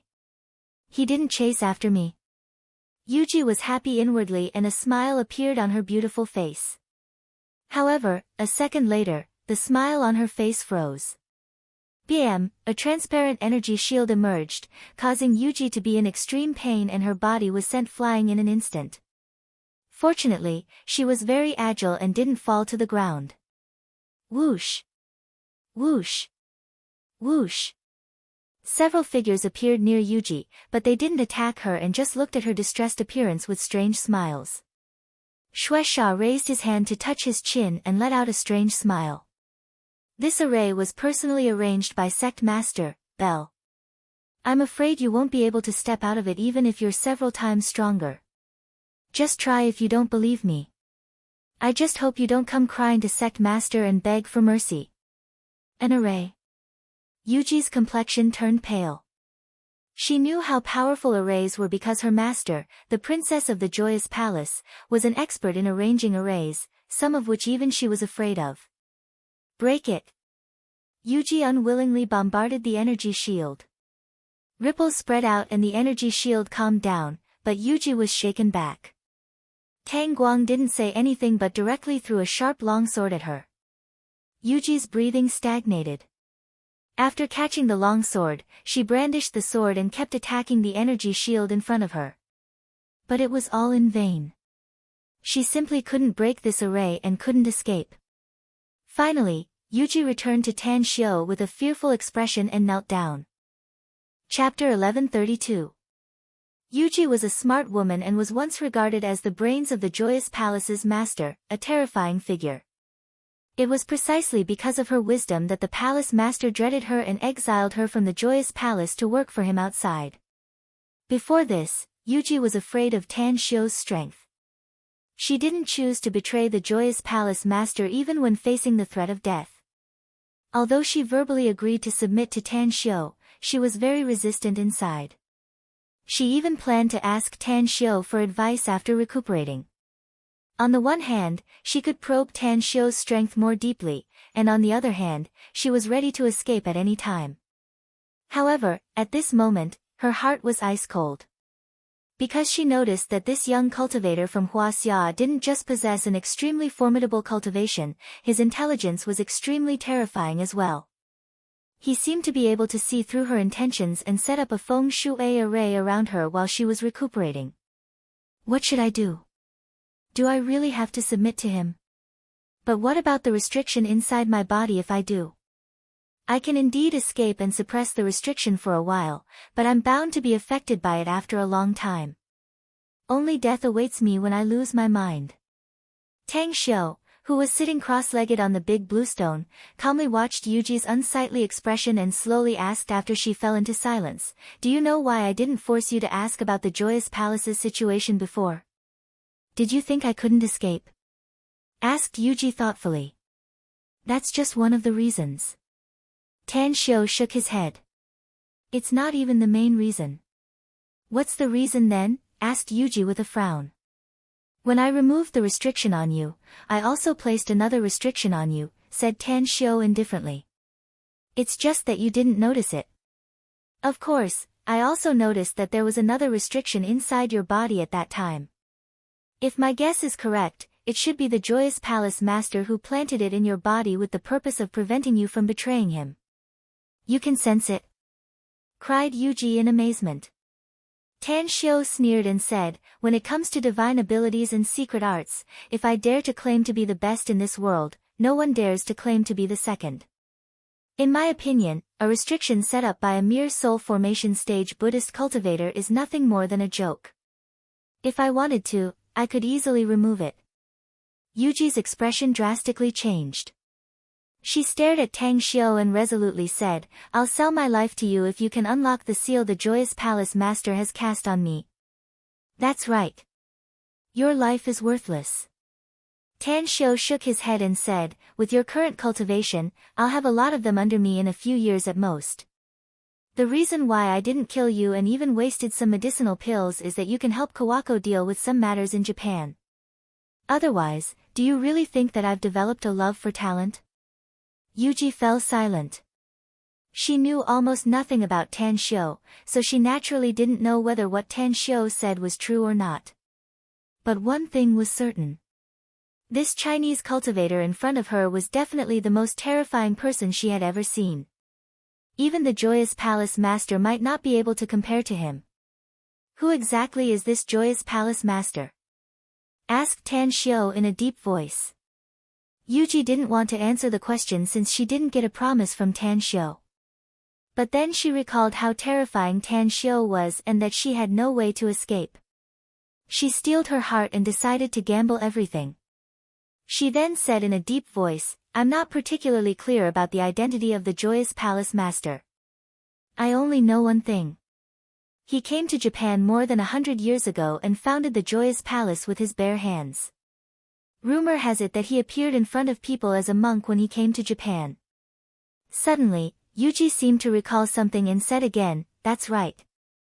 There's one more thing. He should be from China since he spoke Mandarin when he first came to Japan. Later on, it took me a long time to gradually learn the island's language. If my guess is correct, he should be someone from the Joyous Palace," said Tan Xiu indifferently. "I once heard from a friend in the cultivation world that one of the esoteric Buddhist sects was called the Joyful Sect. It was a pity that the Joyful clan was too different from the Buddhist sects. In the end, they could not be tolerated by the Buddhist sects. Eventually, the Joyful clan was not tolerated by the Buddhist sects. All the members of the Joyful clan were either crippled or killed. It seems that the Joyous Palace's palace master is a remnant of the Joyous sect. Speaking of this, he directly took out his mobile and dialed Miao Wentang's number. After the other party picked up, he said, "Brother Miao, I need your help." Miao Wentang asked, "What is it?" "Brother Tang, you can say whatever you want. As long as I, Miao Wentang, can do it, I will absolutely do it." Tan Xiu said, "When we were chatting, I remember that you mentioned something about the Buddhist sect to me. I want you to personally make a trip to the Buddhist sect and tell them something." "What is it?" asked Miao Wentang. "A remnant of the Joyous sect has appeared in Japan," said Tan Xiu. "This remnant is very strong and can already be compared to cultivators at the spirit formation stage, perhaps even stronger. The most important thing is that the other party has a very terrifying force in Japan, which is known as the largest and most mysterious force in the country." The Joyous sect? Miao Wentang was surprised. In the past, this sect raped and plundered many women and ruined their pure reputation. "I didn't expect that there are still remnants of the Joyous sect in the present. It's simply unimaginable. Brother Tang, the Buddhist sect sent out a message in the past that they will kill any remnant of the Joyous sect as long as they find them. Alright, I'll immediately rush to the Buddhist sect and inform this matter to the current abbot, Grand Master White Crane." "Thank you," said Tan Xiu. After hanging up, Tan Xiu looked at Yuji again and lightly said, "You still have two choices, but this is also your last chance. Submit to me and assist Kawako Yamamoto in Japan. Or refuse and you'll die today." "Do I have any other choice?" asked Yuji bitterly. "Since you know you have no other choice, then submit to me," said Tan Xiu lightly. "I'll submit to you as long as you can remove the seal inside my body." Yuji nodded. "My life is yours in the future. Since you're willing to hand over your life to me, I'll also place another seal inside your body when I remove the seal inside you," said Tan Xiu. "You," a hint of anger appeared on Yuji's face. "I have a seal inside my body from Sect Master. Do you think you have more face than me?" Kawako sneered. "Let me tell you, Sect Master sparing your life is already a great gift to you." Yuji fell into silence. "Your strength will continue to improve as long as you choose to submit to me," said Tan Xiu indifferently. "You can even surpass the Joyous Palace's master in the future. I, Tan Xiu, may not have many things, but I have a lot of elixirs. The more elixirs you can get, the better it will be for your cultivation." "Elixirs?" Yuji recalled the holy healing elixir Tan Xiu gave her. The effect of that elixir was simply terrifying. Her injuries were so serious back then, but now, new flesh had grown out of the punctured wounds and her damaged internal organs had been healed. Furthermore, the elixir she soaked in had tempered her physique, making it at least 10% stronger than before. "I submit." Yuji kowtowed. Tan Xiu nodded in response. After placing the seal inside Yuji's body, he lightly said, "I can't help you remove the seal the Joyous Palace's master placed inside your body for now because he'll find out once I do so. You can rest assured that I'll naturally help you remove it after he dies." "I won't be able to live if he dies," said Yuji hurriedly. "I know," said Tang Xiu lightly. "He cast a very vicious life-sustaining curse inside your body. You can only live if he's alive, and you'll also die if he dies. He can even easily control your life and death. Don't worry. I have a way to save your life when the time comes." Yuji immediately felt relieved after hearing it and respectfully said, "Tang, how should I address you?" "Call me boss." Tan Xiu lightly said. "Understood, boss." Yuji nodded. "Tell me about the Joyous Palace's situation," said Tan Xiu. "How many people does this Joyous Palace have? How big is its power and influence in Japan?" "I don't know much about it," said Yuji. "It's because no one in the Joyous Palace knows everything except the palace master himself. However, I do know a bit about its general structure. The Joyous Palace has a total of 4 elders, all of whom are the palace master's confidants. They were at his side when he appeared in Japan back then. There are also 36 immortal concubines under these 4 elders, and I'm one of them, Yuji. Below the 36 immortal concubines, there are 72 chess pieces. I only know that Osashi Kitajishi is one of the chess pieces and another chess piece. As for who the other 70 chess pieces are, I don't know. Who's the other chess piece? Asked Tanshio. Daikura Sakuraji, answered Yuji. The Inada Society's master. The Inada Society? Tanshio turned to look at Kawako Yamamoto. The Inada Society is a very famous martial arts school in Japan, sect master, said Kawako respectfully. I didn't expect that its master, Daikura Sakuraji, is also a member of the Joyous Palace. I've had dealings with him before. He's quite strong, but he's also fond of money and women. Kawako, since the Joyous Palace's master has noticed you, you can choose to stay dormant for the time being. Tanshio nodded. Tell all your subordinates who haven't been exposed to continue doing what they should be doing. It won't be a problem if they want to leave Japan temporarily. My men will be fine as long as Yuji doesn't say anything, said Kawako hesitantly. I'm boss's man, so I naturally won't betray you and your men, said Yuji hurriedly. I need you to do as I say, Yuji, said Tanshio calmly. Chapter 1133. The Inada Society was a very famous martial arts school in Japan with hundreds of branches, each guarded by a disciple of the master, Daikura Sakuraji. Tienha District. The Inada Society's HQ was a manor that covered an area of tens of acres. Aside from buildings, there was also a spacious training ground. The HQ only had a few disciples, but most of them were elites. Inside, on the north side of the small bridge and flowing water was a rockery, while on the north side of the rockery was a Japanese-style 2-story building. Daikura Sakuraji was drinking sake and enjoying the massage of 2 beautiful women on the second floor's window. As for the thick cigar, it was emitting green smoke in spirals. Bam, bam, bam, the sound of wooden clogs came from the stairs. Shortly after, a burly and stocky man with a samurai sword hanging on his waist appeared in front of Daikura Sakuraji. He bowed and said, Master, we have a big client here. Daikura Sakuraji didn't even bother to lift his eyelids and asked indifferently, what big client? He said he came from Singapore.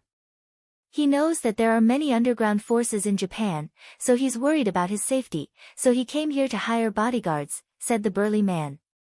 He also said that money is not an issue. What he wants is safety. Money is not an issue.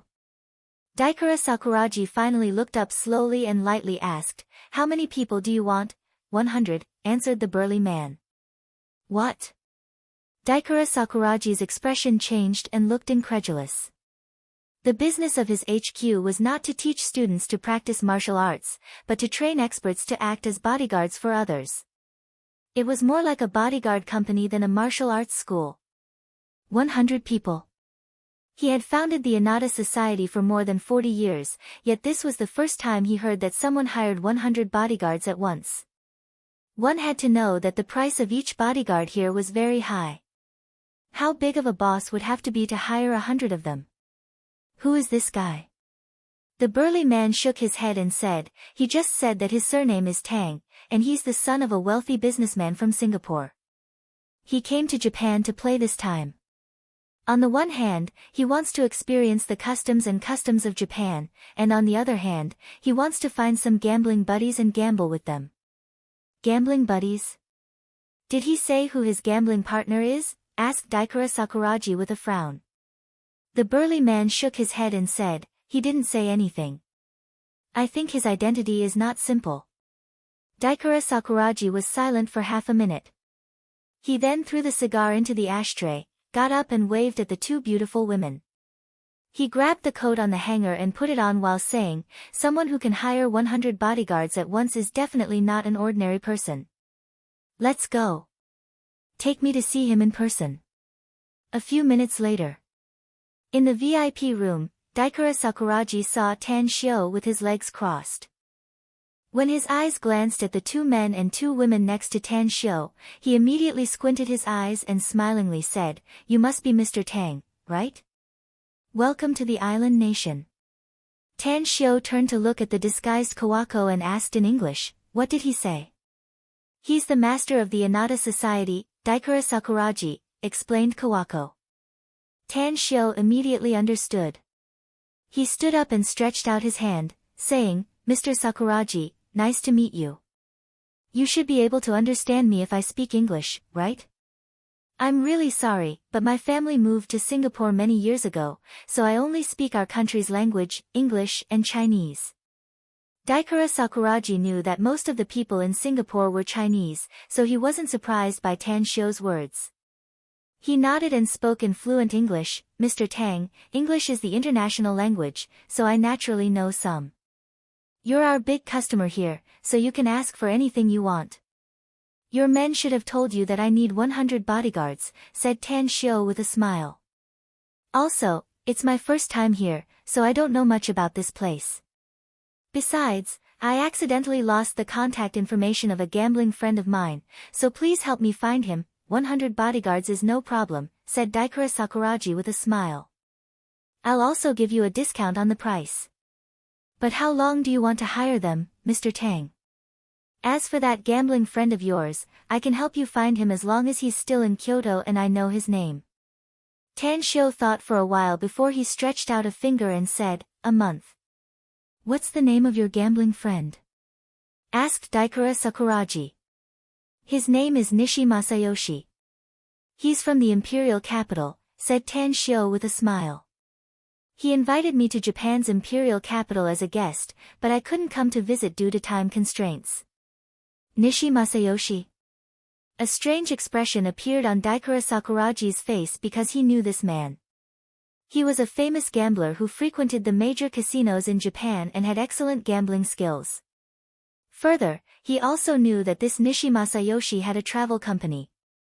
He heard that it was quite big, but he was too lazy to manage it, so he handed it to his men to manage. "I'll help you find this Nishi Masayoshi you mentioned, Mr. Tang," said Daikura Sakuraji with a smile. "If you're not in a hurry, how about I send someone to find him now?" Tan Shio pretended to be pleasantly surprised and nodded repeatedly. "Great, that's great. By the way, is there a good casino around here?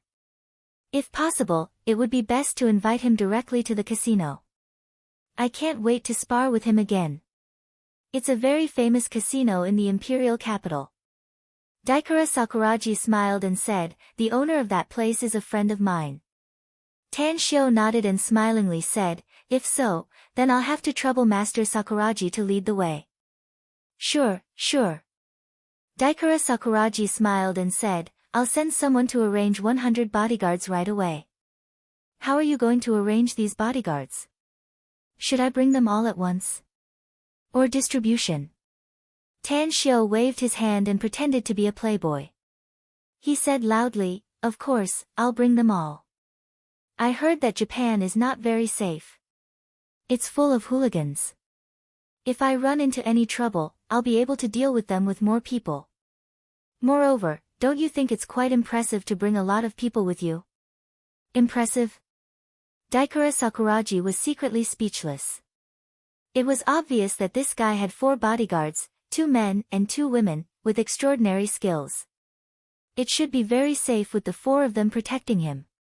This guy hired so many bodyguards at once. It was very likely that he wanted to show off his power and prestige. These children from rich families were really fucking arrogant. Daikura Sakuraji naturally wouldn't say these words.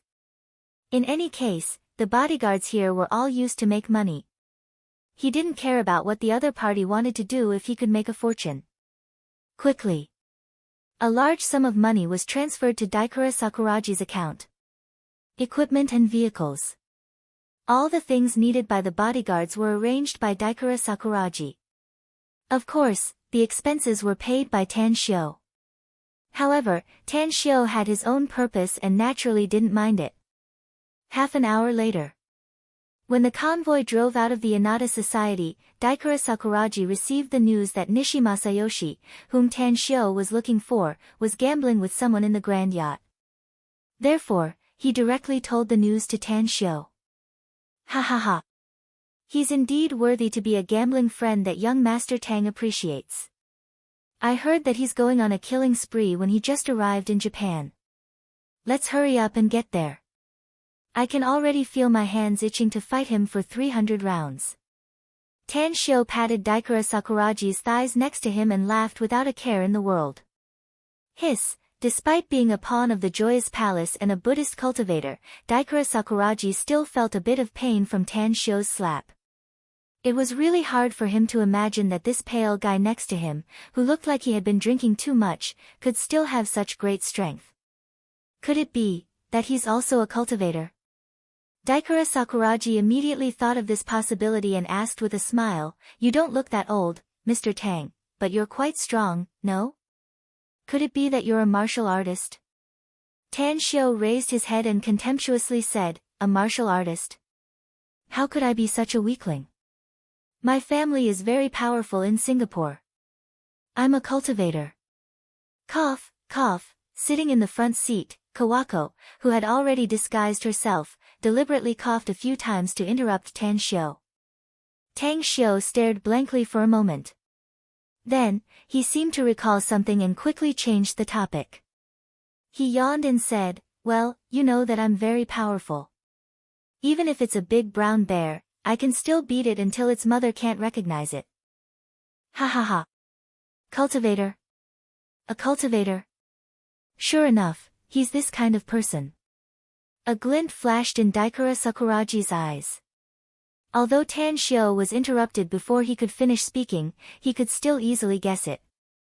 However, he had a feeling that even if this guy sitting next to him was a cultivator, he wouldn't be very strong. He could probably finish him off with just a slap if he wanted to. Hedonistic son of a rich family. No threat at all.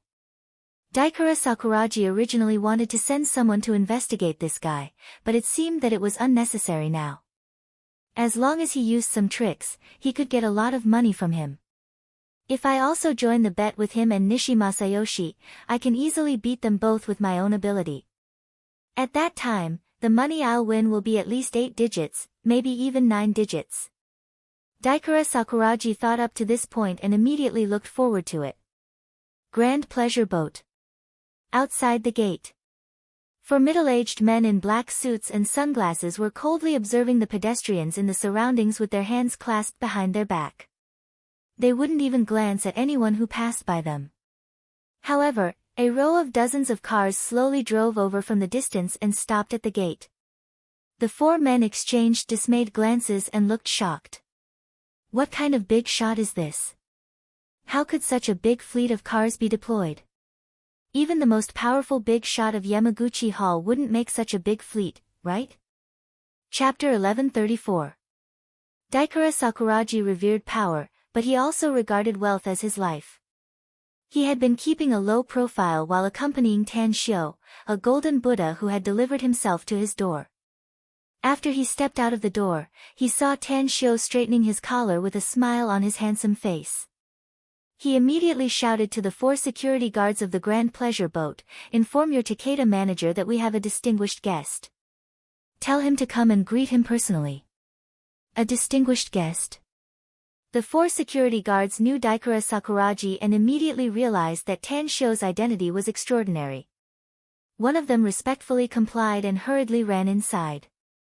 Daikura Sakuraji turned to look at Tanshio and smilingly said, "Please come inside, Mr. Tang." Tanshio let out a faint smile and strode inside.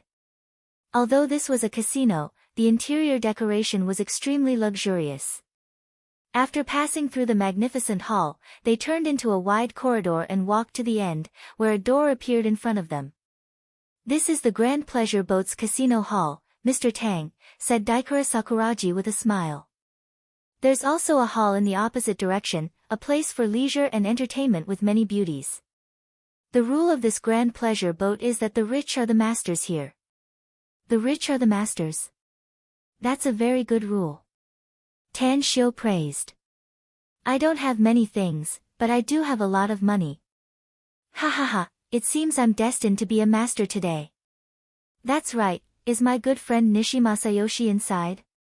"He's inside," answered Daikura Sakuraji with a smile. As the hall's door was pushed open, a huge space appeared in front of Tanshio. It was at least comparable to a football field, with all kinds of gambling machines and a large number of gamblers occupying the tables or gambling machines, having a great time. However, when Tan Xiao and the others stepped through the door, many people looked at them since the number of bodyguards behind Tan Xiao was too many. Those burly men didn't look like they were here to gamble, but more like they were here to smash the place. Mr. Sakuragi. A thin man with a handlebar mustache hurried over with several of his men. His eyes glimmered as he glanced at Daikura Sakuragi and finally landed on Tan Xiao. Then, he smilingly said, "Welcome, everyone. I presume this is the guest Mr. Sakuragi mentioned, yes?" Tang Xiao rolled his eyes and coldly snorted, "If you have no culture, then don't be a manager here. I don't understand your island language. If you can speak English, then say a few words to me. If you can't, then go do whatever you want. If you can't, just go." Shiro Takeda's face stiffened, and he immediately looked at Daikura Sakuragi. "Manager Takeda, this is Mr. Tang from Singapore. He just hired 100 bodyguards from me and is my most distinguished guest," said Daikura Sakuragi hurriedly. "However, he doesn't understand our island language, so please communicate with him in English." "Master," said Taku, Shiro Sakuragi, Shiro said, "Japanese, and can say. I'm Shiro Taku, the general manager of the Grand Pleasure Boat. You can call me Manager Taku." Hence, he smilingly said, "Hello, Mr. Tang. I'm Shiro Taku, the general manager of the Grand Pleasure Boat. You can call me Manager Taku."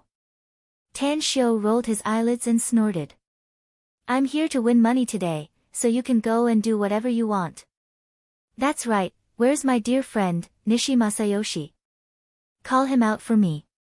"Ouch!" an exclamation came from the casino. A middle-aged man with a wretched appearance and short stature directly pushed away the two beautiful girls in his arms and trotted toward Tan Xiao. At the same time, he opened his arms and exclaimed with a pleasantly surprised face, "I'm not dreaming, am I, Mr. Tang? Your amazing partner, why did he come to the island nation? How did he come to Kyoto? Heavens! Did God hear my prayers and hope that you can come to my country, so he sent you a dream?" "Ha ha ha!" Tan Xiao also opened his arms and strode toward the middle-aged man. After the duo hugged each other, Tan Xiao burst into laughter and said, "It's been a long time since we last met, Nishi Masayoshi, haven't we? I didn't expect you to be so eloquent. I'm so happy to hear that." "That's right. I dreamed that you wanted to gamble with me, so I came to you in a hurry. You're a good friend, aren't you?" Nishi Masayoshi repeatedly nodded and said, "I'm a very good friend indeed. It's definitely a great blessing in my life to have a friend like you. Come, let me show you around this place. This place may not be as big as the casino in Las Vegas, but it's enough to have fun." Nishi Masayoshi. He was Kawako's trusted subordinate. He was an out-and-out gambler on the surface, but he was actually an intelligence agent trained by Kawako.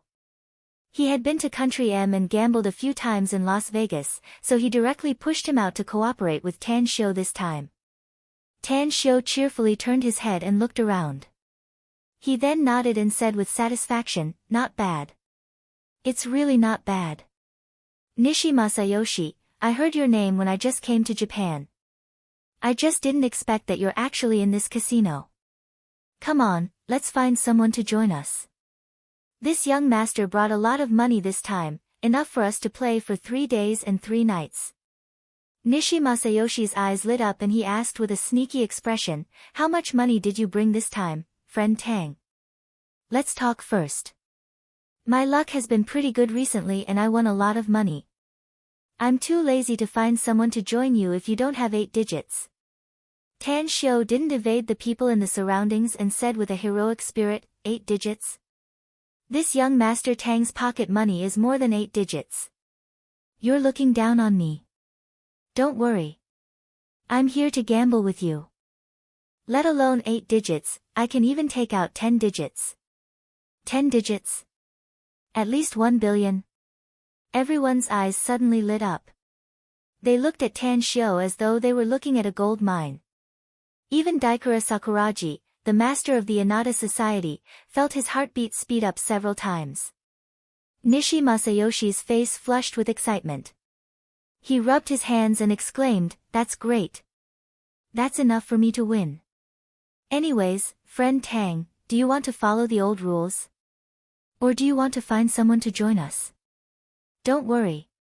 We have a lot of rich people in Japan, and those who like to spend a lot of money on the poker table are uncountable. As long as you're willing, I can find a lot of them for you within 2 hours." Tan Shio licked his lips and suddenly grinned. It's not easy for us to meet again, so it's boring to directly gamble. How about we follow the old rules? No problem. That's exactly what I thought, praised Nishi Masayoshi.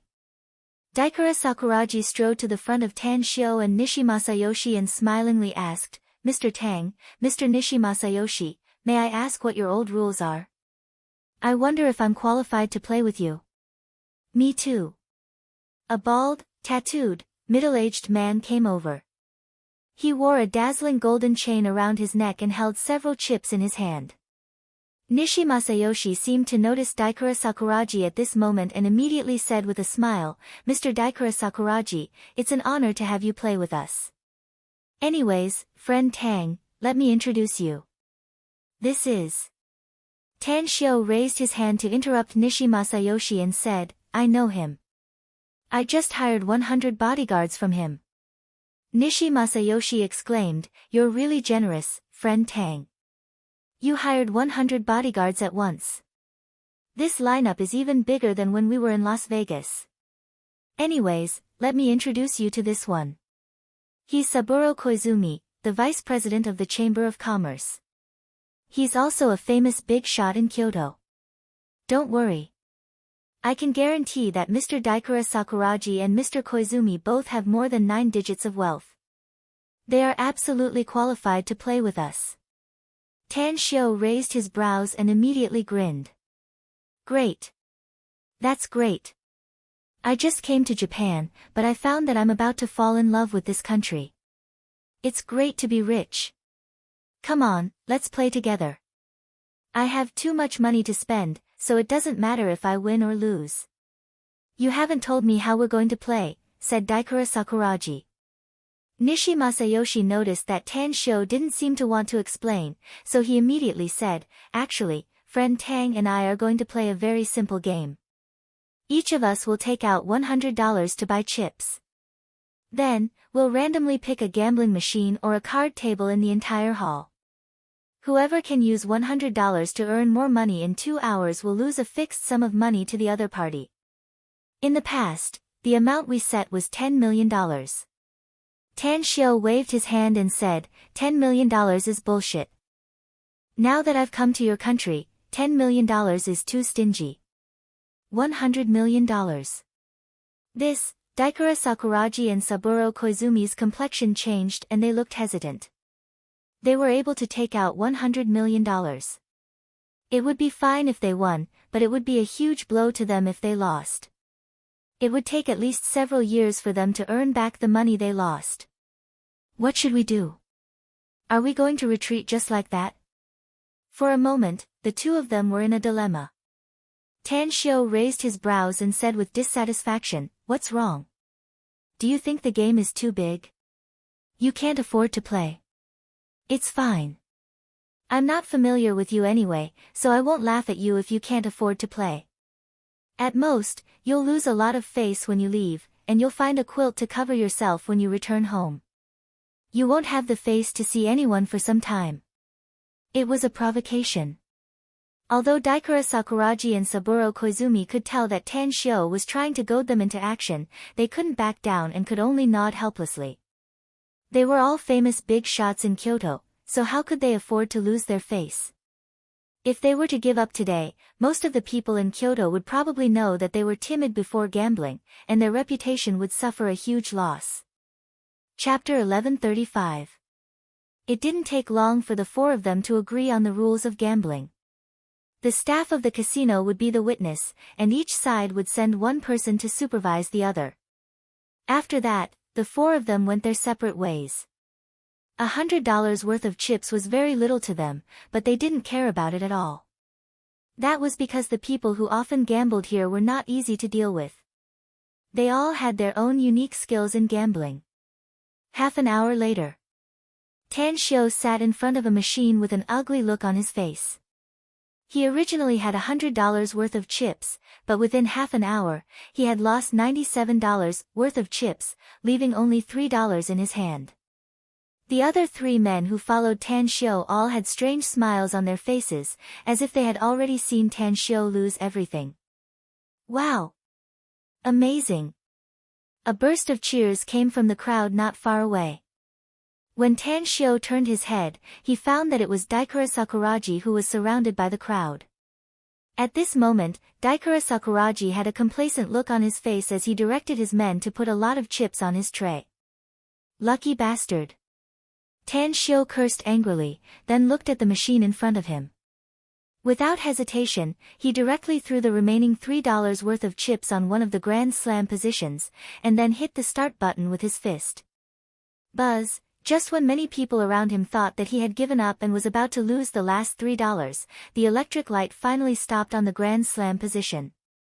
100 times. More than a dozen spectators who followed Tan Xiu suddenly showed a look of disbelief. They never dreamed that the guy in front of them would directly hit a Grand Slam with a random smash.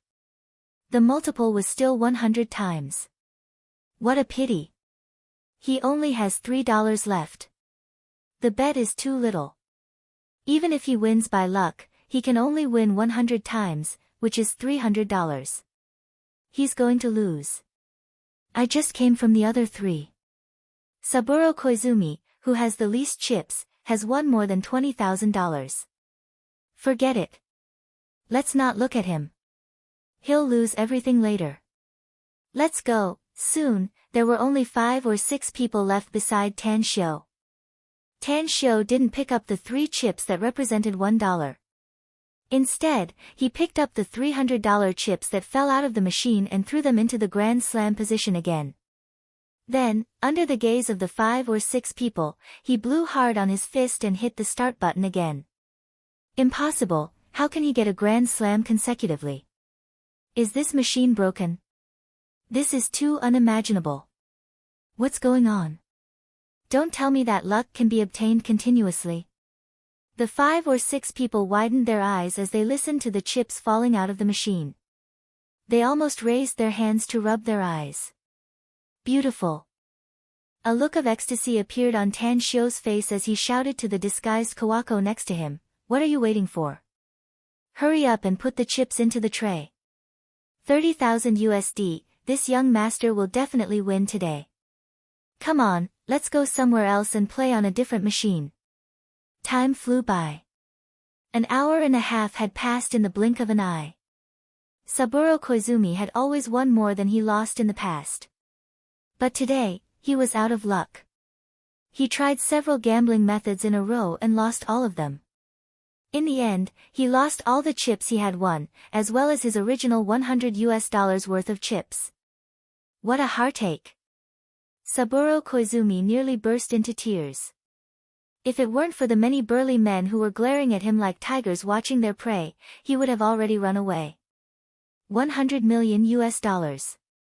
His total assets totaled up to a few billion USD. Never did he expect that this gamble would cost him $100 million.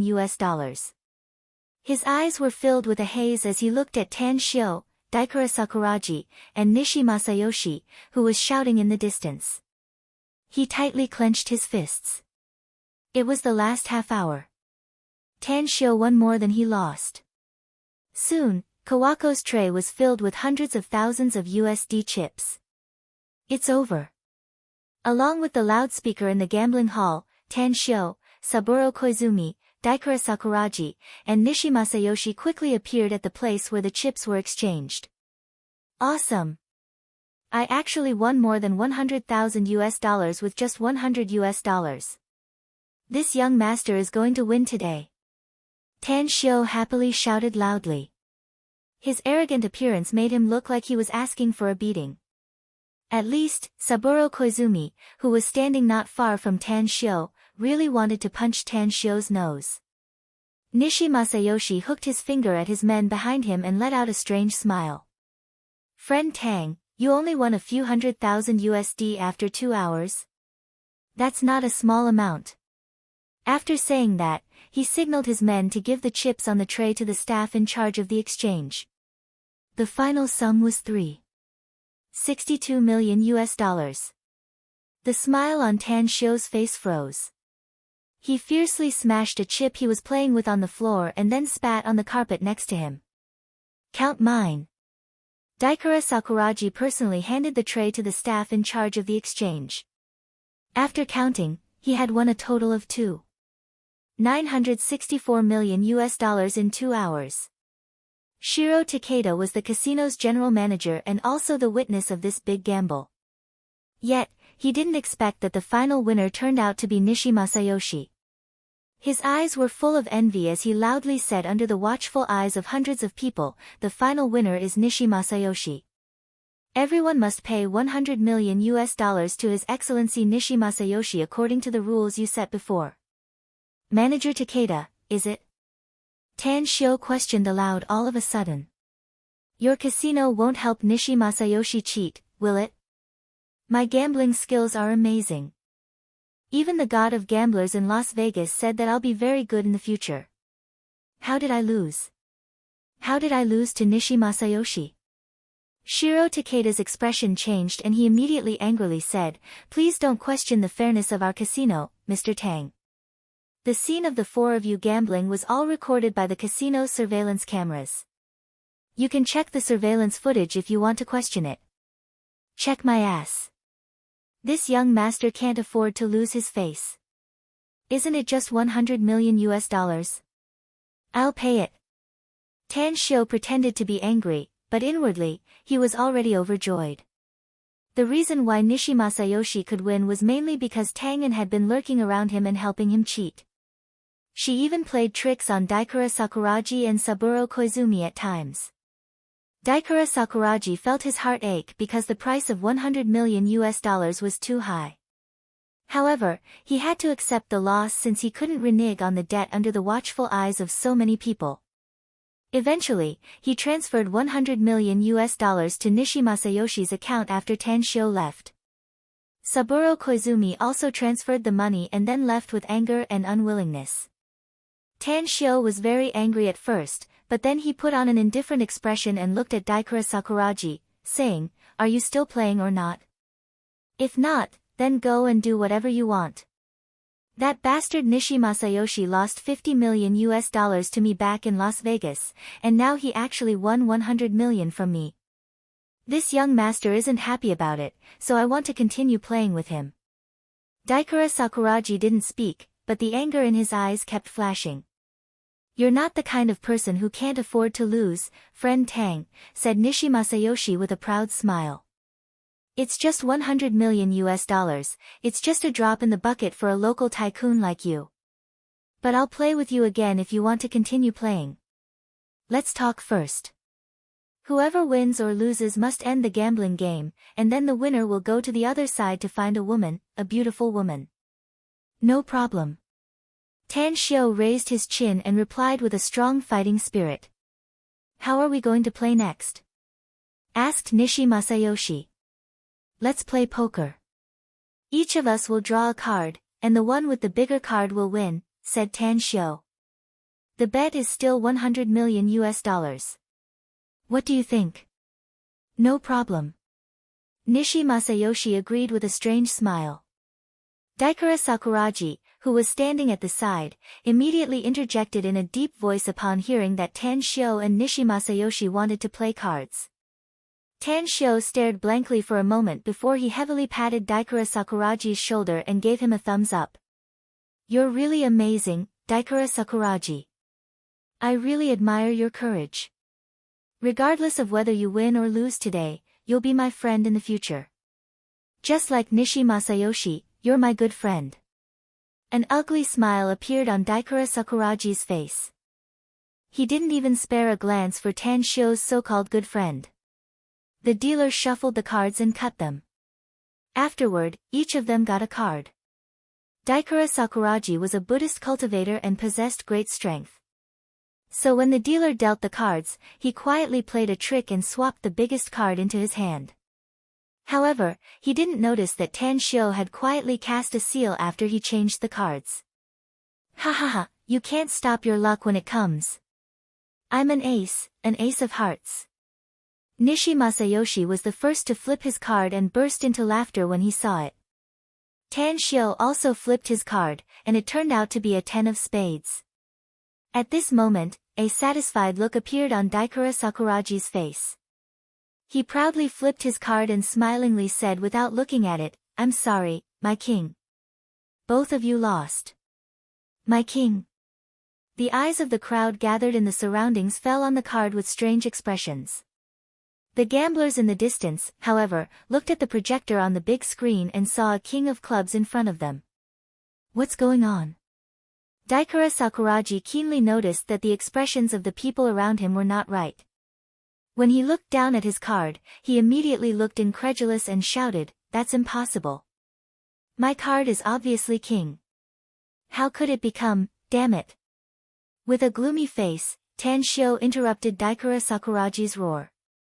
Nishi Masayoshi acted as though he didn't see Daikura Sakuraji's shocked expression, nor did he see Tan Shio's angry look. With a face full of excitement, he loudly said, "You lost the bet. Give me the money. Hurry up and transfer it to me." Chapter 1136. If it was a cautious person, they might be able to detect the problem with the step-by-step trap. However, Tan Shio displayed the side of a rich young master who did not lack money to the fullest, which was why Daikura Sakuraji finally fell into the trap and lost $200 million for nothing. Daikura Sakuraji had suffered such a loss, and it was a very serious one.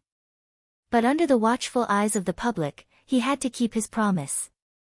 Otherwise, his reputation would be ruined and he would be looked down upon by countless people. However, Daikura Sakuraji looked at Nishi Masayoshi, whose face was filled with ecstasy and complacency. Murderous intent surged in his heart and he secretly decided that after this storm was over, he would personally twist Nishi Masayoshi's head off and rob him of all the money he had won today, as well as all his funds. "Mr. Tang, I still have something to do. I'll leave first." Daikura Sakuraji looked at the livid and furious Tang Shio and coldly said those words before turning to leave.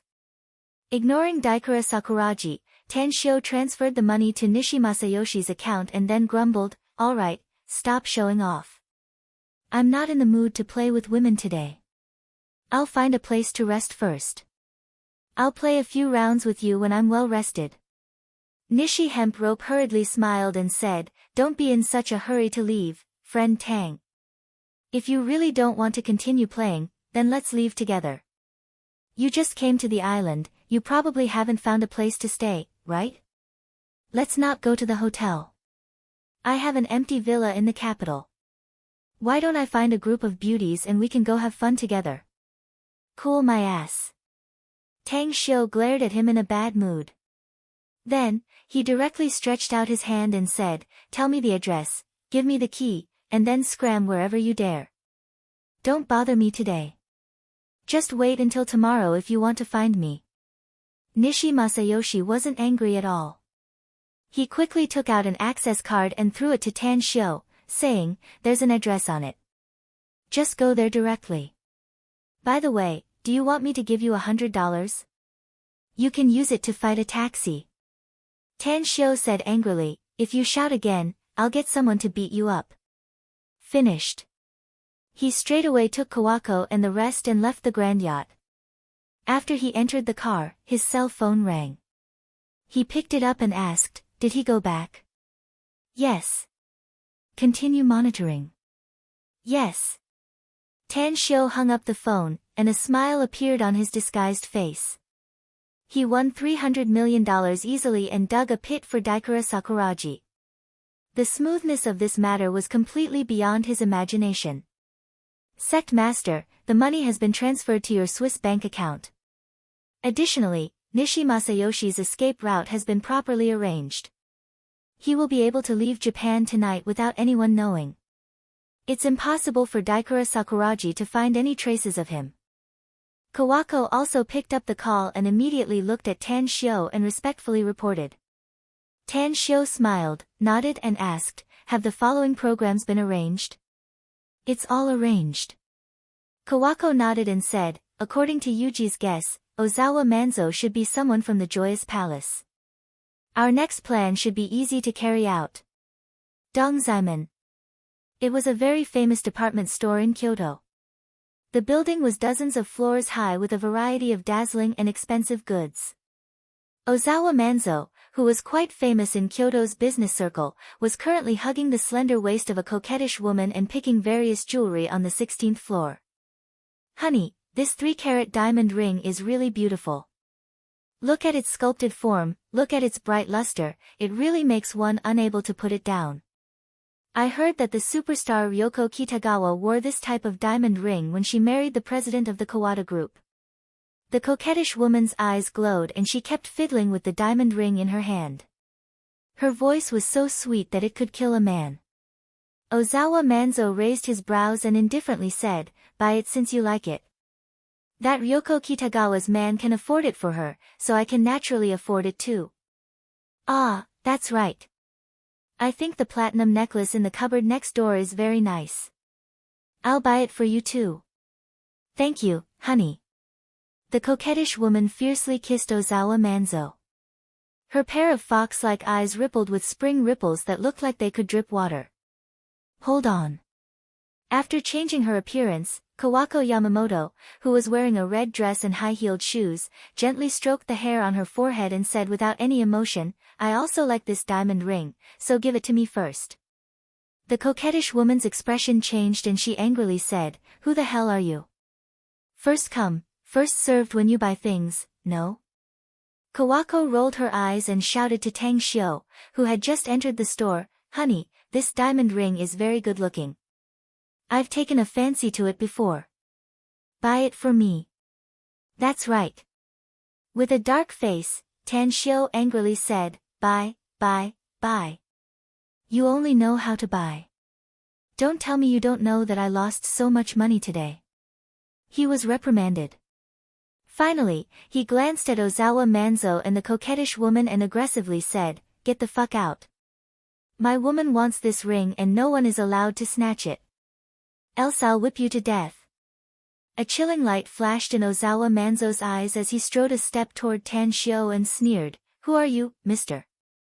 You actually dare to snatch something from me, Ozawa Manzo? Are you tired of living or something?" Tan Shio glared at him and angrily shouted, "What bullshit, Ozawa Manzo? Who the hell do you think you are? Snatching something from you? This big daddy wants to beat you up." Ozawa Manzo was infuriated. He had always been the one bullying others in the past, but he never thought that he would be the one being bullied today. He shook off the coquettish woman holding his arm and was about to teach Tan Shio a lesson. However, just as he took 2 steps forward, he slightly furrowed his brows because he saw more than a dozen burly men rushing inside the store's entrance. This brat is no ordinary person. Ozawa Manzo was a cautious man by nature. After retracting his gaze, he coldly asked, "Who the hell are you? You brought so many people here. Are you looking for trouble? Do you want to teach me a lesson?" Tan Shio rolled his eyes and contemptuously said, "Who the hell do you think you are? Looking for trouble on purpose? Get the hell out of here, else I'll beat you up so badly that even your mother won't recognize you. Bastard." Ozawa Manzo strode toward Tan Shio and appeared in front of Tan Shio nearly in the blink of an eye. His fist was very fast and directly hit Tan Shio's chest. Had Tan Shio been an ordinary person, he would have been seriously injured by Ozawa Manzo's punch. Unfortunately, Tan Shio wasn't, so he didn't even feel any pain. However, Tan Shio staggered back 4 or 5 steps and sat on the ground, forcing a mouthful of blood to spray out. Kawako deliberately exclaimed, "Dear, are you alright? What are you still standing there for? He beat up the person you're supposed to be protecting, yet you call yourselves bodyguards. Beat him up." The dozen bodyguards rushed toward Ozawa Manzo upon hearing her. They were all martial artists, and although they weren't very strong, it was still easy for them to beat 10 ordinary people. Bam, bam, bam, it wasn't the dozen or so people who hit Ozawa Manzo. Instead, all of them were sent flying in the short span of a dozen or so seconds. Tan Shio sat up straight with Kawako's help and observed Ozawa Manzo's attacks. He could tell in a flash that Ozawa Manzo was definitely a cultivator, and one with a high cultivation level. He didn't even use his full strength when attacking him or the dozen bodyguards. Did you all die outside? If you didn't die outside, then come inside and kill this bastard. Tan Shio raised his arm and screamed with trembling fingers. Immediately, a large group of bodyguards rushed in from the outside. There were more than 80 of them, and they occupied almost half of the space in the store. Upon seeing Tang Shio's distressed appearance, as well as more than a dozen of their companions who looked miserable, the bodyguards who rushed inside immediately swarmed toward them. Most of them even drew their weapons. Damn it! It's a trap. Upon seeing the scene in front of him, Ozawa immediately realized that this was not a simple conflict but a trap targeted at him. The purpose was to teach him a lesson, or kill him. He must kill the chicken to warn the monkey. A chilling light flashed in Ozawa's eyes. He instantly drew a sharp dagger from his waist and slashed it down, slashing the throats of 2 bodyguards who rushed to the front and piercing their hearts. Kill! Kill! Kawako, who looked like a delicate woman, suddenly screamed after seeing her 2 bodyguards being killed. However, just as her voice faded away, the stalwart men were sent flying away one after another. The staff in the jewelry store were so scared that they fled and the alarm went off. The martial artists trained by the Inada Society were all ruthless and merciless characters. They were indeed bodyguards, but they often committed murder and arson in the past. Now that their companions were killed, their ferocity was aroused. Several of them even took out their pistols and aimed their black muzzles at Ozawa Manzo. Puff, puff, puff, his figure flickered lightning fast among the black-clad bodyguards. As the hands of the bodyguards who pulled out their pistols were chopped off, Ozawa no longer continued to kill and instead kept inflicting heavy damage on the bodyguards. In just half a minute, 40 to 50 black-clad bodyguards had been knocked down. With the help of Kawako, Tang Shio crawled up from the ground while clutching his chest. Upon seeing Ozawa Manzo, who was displaying his invincible might, he deliberately showed a fearful look and shouted, "Damn Japan! Damn that Daikura Sakuragi!" That bastard swore that his Inada Society's bodyguards were all experts, yet it turns out that they're all cowards. Someone's killing me. Help me. A cold light flashed in Ozawa's eyes as he attacked the black-clad bodyguards. He could clearly hear Tan Shio's exclamation, as well as the names of the Inada Society and Daikura Sakuragi. Wanna leave? Ozawa noticed that Tan Shio and Kawako had already rushed out of the store. He immediately kicked several black-clad bodyguards and chased after them lightning fast. Chapter 1137. Bam! Hei Xiong and Xue Sha appeared at the store's entrance and directly blocked Ozawa Manzo's path. They didn't use their full strength and only exchanged blows with Ozawa before controlling their bodies to fly backward. Huh! Ozawa didn't continue to chase after Tan Shio and Kawako. His bewildered eyes fell on Xue Sha and Hei Xiong, who were sent flying backward.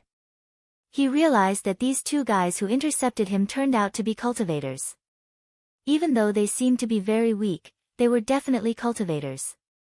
After falling to the ground, Xue Sha and Hei Xiong quickly bounced up and looked at Ozawa Manzo with a fearful expression before they hurriedly chased after Tan Shio. After catching up with Tan Shio, Xue Sha deliberately shouted, "Young master, that thief is too powerful. Let's run." Ozawa's figure flickered and instantly chased after them. But at this moment, Xue Sha and Hei Xiong grabbed Tan Shio and Kawako's arms respectively and brought them to a nearby transparent window. In nearly a flash, they smashed the glass with their bodies and directly jumped down from the building. Bastards! Ozawa instinctively wanted to jump down and chase after them, but he recalled that he had to hide his identity as a cultivator. Hence, his footsteps abruptly came to a halt when he appeared at the window. He looked at the 4 people who heavily fell to the ground and then quickly got into the car below and sped away. You can run fast, but you can't run away from the temple. Inada Society. Daikura Sakuragi. That damned martial arts school guy dares to mess with me. He must be tired of living.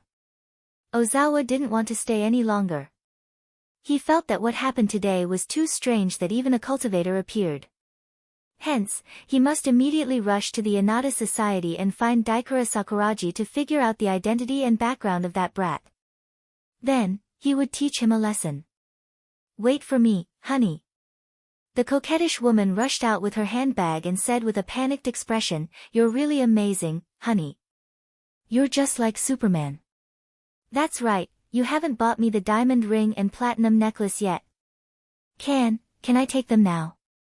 Get lost. Ozawa Manzo was already feeling very aggrieved that an enemy had suddenly appeared out of nowhere. Now that he heard the coquettish woman's words, he slapped her hard across the face and sent her flying. Then, he turned and strode away. Half an hour later, at the entrance of the Inada Society, 4 security guards were working. When they saw a car coming from afar, one of them immediately took a few steps forward. Creak, an emergency braking sound was heard as the door was pushed open. With Kawako's help, Tan Shio carefully walked out of the car. He ignored the 4 security guards and stepped into the gate under the protection of Shui Sha and Hei Xiong, who cut a sorry figure. Daikura Sakuragi, you bastard. This young master has just arrived in Japan. It's fine if I lose money. This young master has plenty of money. It's not a problem even if I lose another billion or 800 million US dollars. But you scoundrel actually lied to me, you must give me an explanation today. On the 2nd floor of the loft. The antique study room was in a mess. After Daikura Sakuragi came back from the Grand Pleasure boat, he smashed everything in the room and was now sitting there angrily scolding his men to vent his anger. All of a sudden, he heard curses coming from outside, which made him furious. Which bastard came to my Inada Society to make trouble? Daikura Sakuragi rushed out of the study room and rushed to the door downstairs. His angry roar had already spread out. However, his angry expression instantly froze when he saw Tan Shio with blood on the corner of his mouth and even his face. He even noticed that Shui Sha and Jin Shi, who were protecting Tan Shio, also had blood on the corner of their mouths.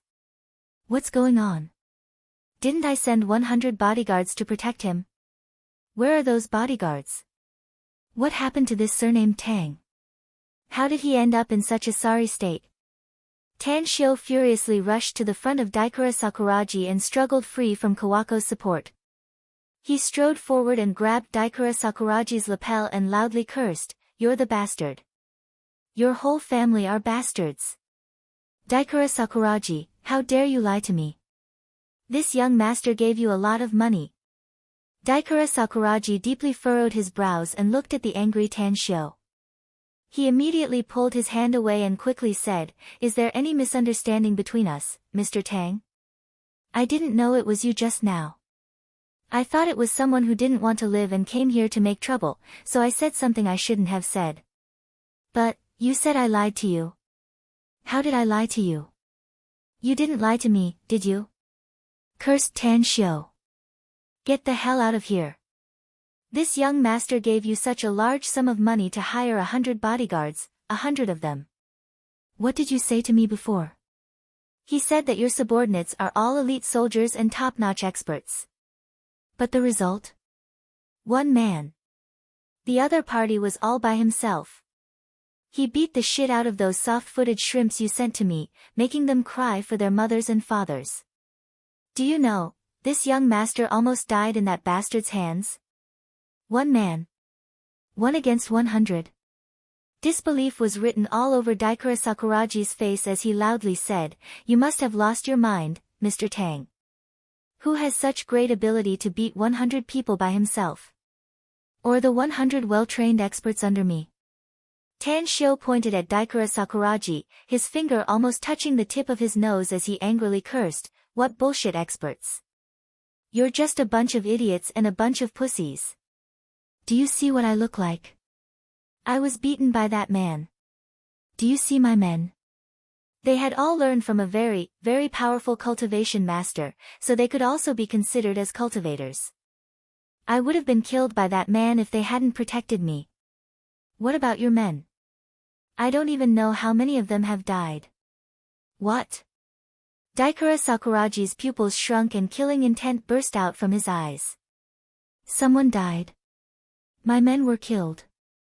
Daikura Sakuraji blocked Tan Shio's hand and asked in a deep voice, who exactly is that man?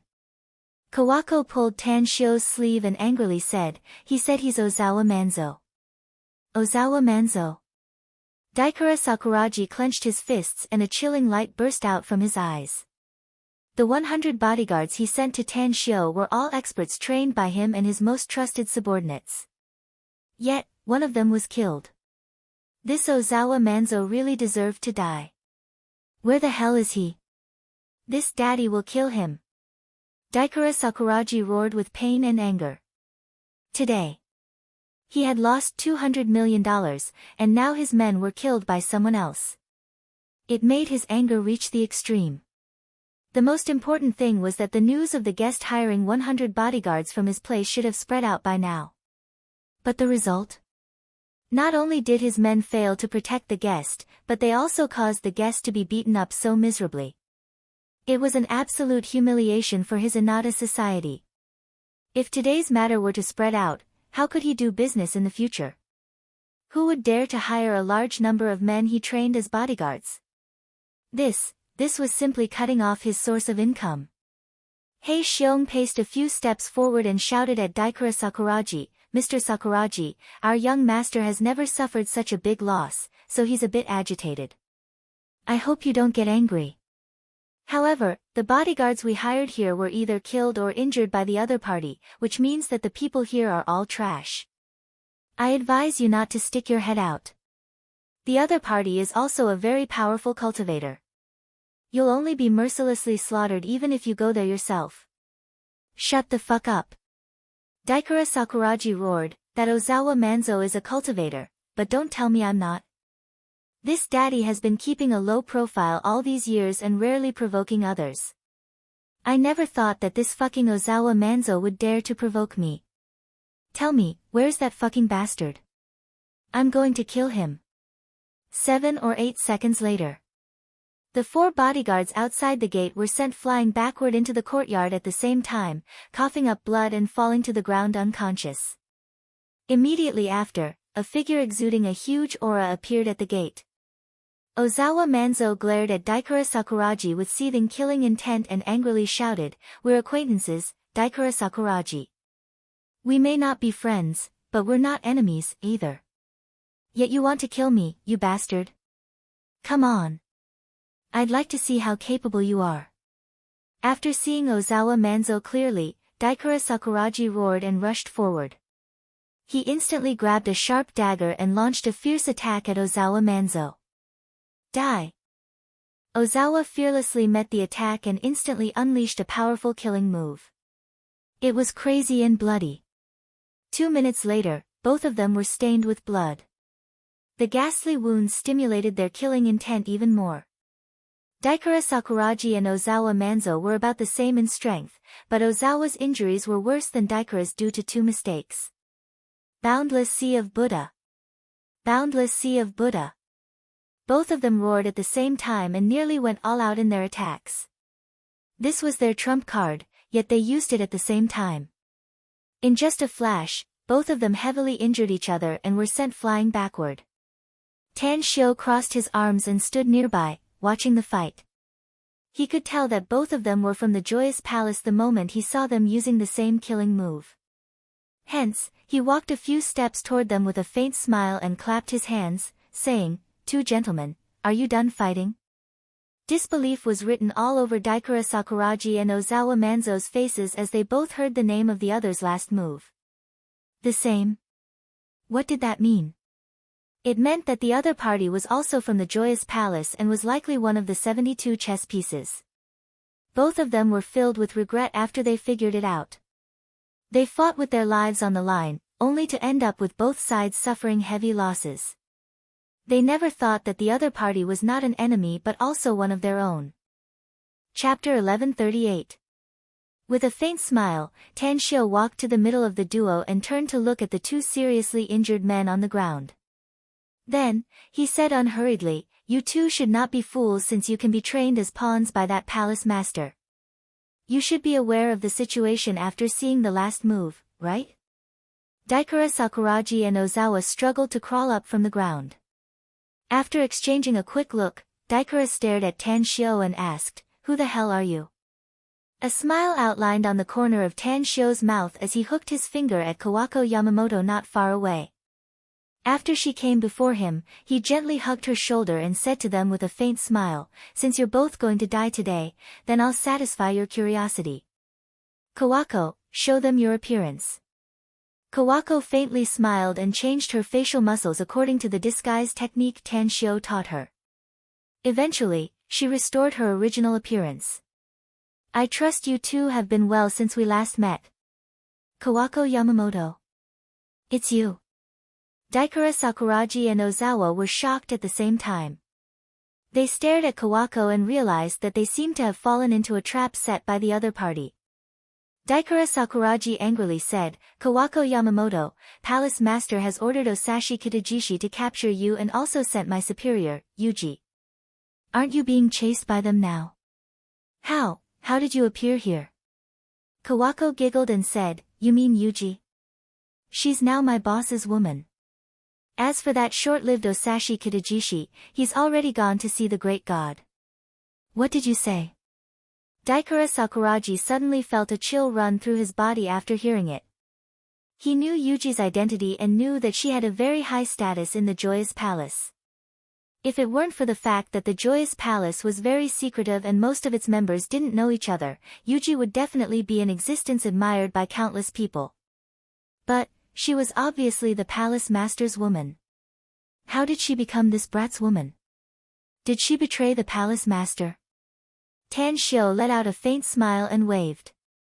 "All right. You already know a lot of things, so you can die in peace. Shui Sha, Hei Xiong, kill them."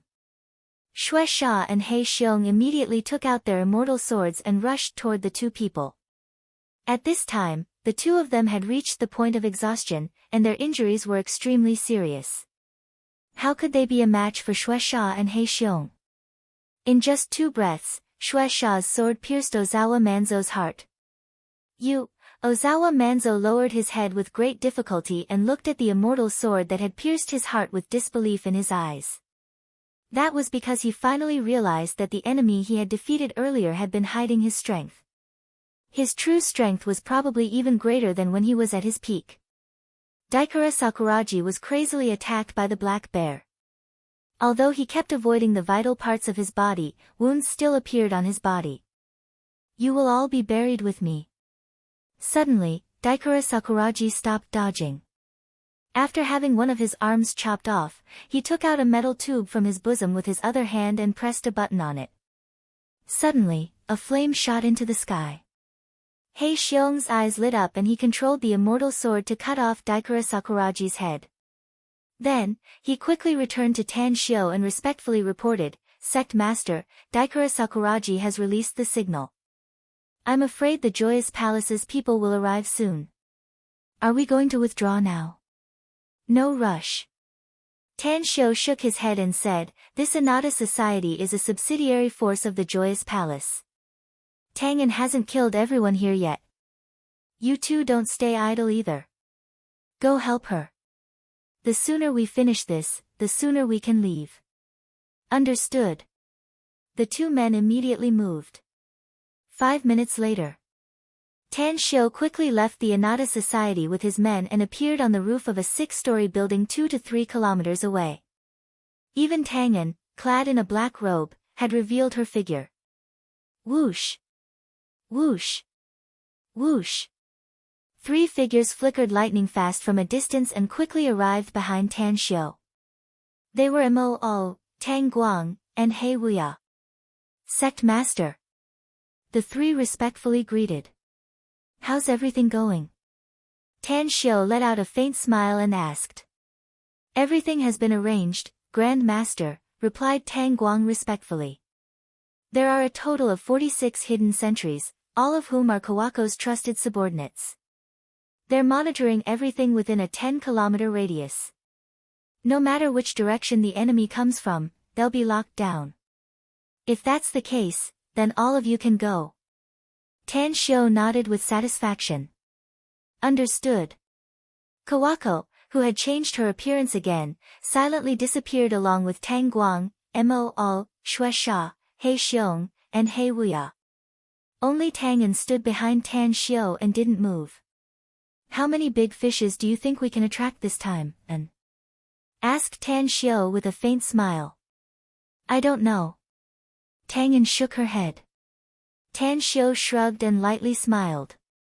Daikara Sakuraji and Ozawa Manzo are among the 72 chess pieces of the Joyous Palace. That means they're also in contact with other chess pieces, possibly even with one of the concubines.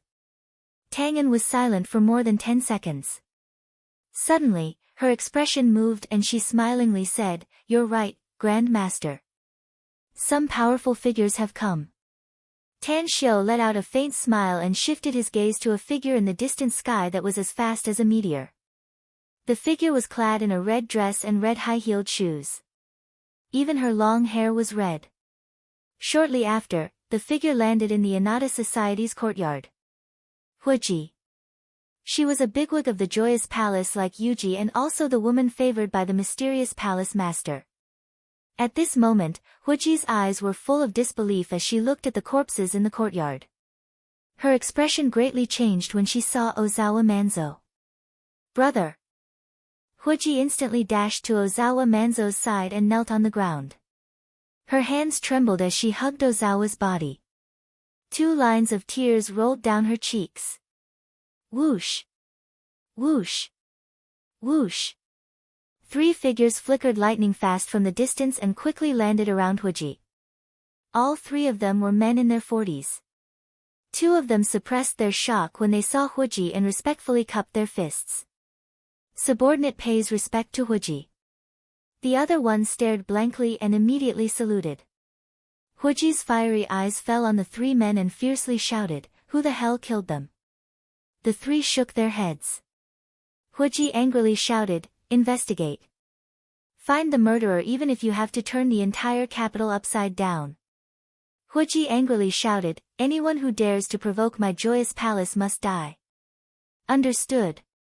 The 3 men hurriedly complied and took out their mobile phones to dial a number. A few minutes later, the trio disappeared from the courtyard. On the roof of a building in the distance. Tan Xiu raised his hand to stroke his chin and thoughtfully said, According to Yuji's description of the Joyous Palace's imperial concubines, this woman should be one of them, Huiji.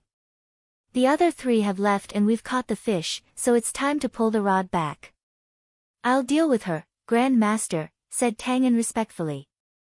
Tan Xiu narrowed his eyes and slowly nodded. Your cultivation may not be as good as that woman, but you should have no problem killing her in a life-and-death battle. Go, I'll help you. She won't be able to escape. Tang'an respectfully nodded and quickly lurked toward Huiji's direction. Tan Xiu closely followed her and quickly appeared outside the Inada Society. Just as Tang'an entered, Tan Xiu began to engrave an array pattern and set up an array outside the Inada Society. Puff! An immortal sword suddenly appeared out of thin air and directly slashed Huiji's left shoulder. Blood gushed out and Tang'an's figure directly appeared. Who is it? Huiji's expression drastically changed. Her heart palpitated at the sudden appearance of the enemy. The enemy was so terrifying that she didn't even notice it when it approached her. Something's not right. Huiji was shocked to find that the flow of energy in the surrounding space had changed. Tang'an didn't answer Huiji's question. Her immortal sword burst out thousands of sword images and directly blocked all of Huiji's escape routes. Wooden fish magic tool. A wooden fish suddenly appeared in Huiji's hand. As the mallet struck the wooden fish, a dazzling golden light directly erupted from it. In a flash, the golden light spread in all directions and enveloped the sword images. Ding, ding, ding, hundreds of golden fishes appeared out of thin air amidst the golden light and constantly smashed the sword images. The sword images, which were full of killing intent, were dissolved in just a few breaths. Even the golden fishes darted toward Tang'an. If Yuji were here at this time and saw the wooden fish in Huiji's hand, she would surely be shocked. It was the palace master's favorite magic tool and was said to be extremely powerful. Myriad swords returned to origin. The defeated sword images reappeared, and this time, the number was several times more than before. Layers of overlapping sword images and dense sword lights blotted out the sky. The golden light within a radius of hundreds of meters was shrouded by the sword images and the golden fishes were destroyed by the flashing sword lights. Time reversal. Huiji struck the wooden fish faster, but she suddenly felt an extremely uncomfortable feeling shrouding her heart. In just a short moment, she had an illusion that time had slowed down and everything in front of her turned blurry. Puff! Dozens of sword shadows pierced through Huiji's chest, causing her heart to be crushed to pieces. How is this possible? Huiji was scared out of her wits. She cast a secret art and the golden relic inside her instantly broke out of her body, trying to shoot toward the distance. Bam! A transparent energy shield blocked the golden relic's path and rebounded it to Huiji's location. Extinguish! Tang'an manipulated the immortal sword and accurately stabbed the golden relic. However, just as the golden core Sarira let out a mournful scream, Tang Xiu's figure suddenly appeared and directly grabbed the golden core Sarira. Grand Master, aren't we going to destroy it? Tang'an hesitated and asked. Chapter 1139. China, Mount Shaoshi. Some ferocious beasts were searching for food in the increasingly desolate Song Mountain forest, while birds flapped their wings and jumped among the withered branches and leaves. The winding and undulating Sequel path seemed to have no end, with only the majestic palace at the summit exuding an ancient and vicissitude aura. Dong, dong, the melodious sound of a bell reverberated over the mountain range. The beasts within dozens of miles quietened down at this moment and turned to look at the palace at the highest peak. Carrying a long sword on his back, Miao Wentong climbed the mountain along the winding and undulating Sequel path. In front of him was a little monk in a monk's robe. The monk turned his head from time to time and curiously glanced at Miao Wentong. At the Buddhist sect. Usually, there wouldn't be a visitor for several years. The little monk had been stationed at the mountain gate for more than 2 years, but it was also his first time encountering a cultivator visiting the mountain. Quickly, the duo came to the palace at the summit. Miao Wentong didn't have the leisure to admire the beautiful scenery around him. He didn't even spare a glance at the clouds and mist lingering around. His gaze fell on the 4 benevolent-looking old monks in kasayas and holding demon-subduing wands in their hands. Ba. Benefactor Miao coming from afar is a blessing for my Buddhist sect. However, may I know why Benefactor Miao has come to my Buddhist sect? The old monk wearing a kasaya revealed a smile as he asked. Miao Wentong joined his palms together and saluted, saying, "It's been a while since we last met, Reverend Bai He. This time, I'm only here to deliver a message on behalf of my friend." "May I ask who this friend is?" asked Reverend Bai He curiously. "What message do you want to deliver?" "Tan Xiu," answered Miao Wentong. Grandmaster White Crane's expression changed and a look of surprise appeared on his face. "Benefactor Tang is a dragon among men. I've met him several times in the Himalayas even though our Buddhist sect was stationed at the western defensive line. It can be said that Benefactor Tang is the main reason why the entire country is stable and peaceful now." Miao Wentong nodded with a smile and said, "Tan Xiu asked me to personally come to the Buddhist sect to tell you that he's now in Japan and has found the remnants of the Joyful Clan. Most importantly, the surviving members of the Joyful Clan have been operating in Japan for many years and have already become the largest and most mysterious force in Japan." Joyful Clan. The complexions of Grandmaster White Crane and the other 3 Buddhist sect elders greatly changed.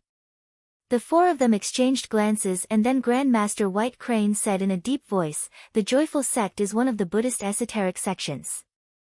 My Buddhist sect will never tolerate them because they have violated the Buddhist Tao and committed heinous sins. Back then, when the joyful clan was annihilated, he didn't expect that some vile spawn would actually survive. Benefactor Meow, this matter is very important to our Buddhist sect. Can you tell us where Benefactor Tang is now? How can we get in touch with him?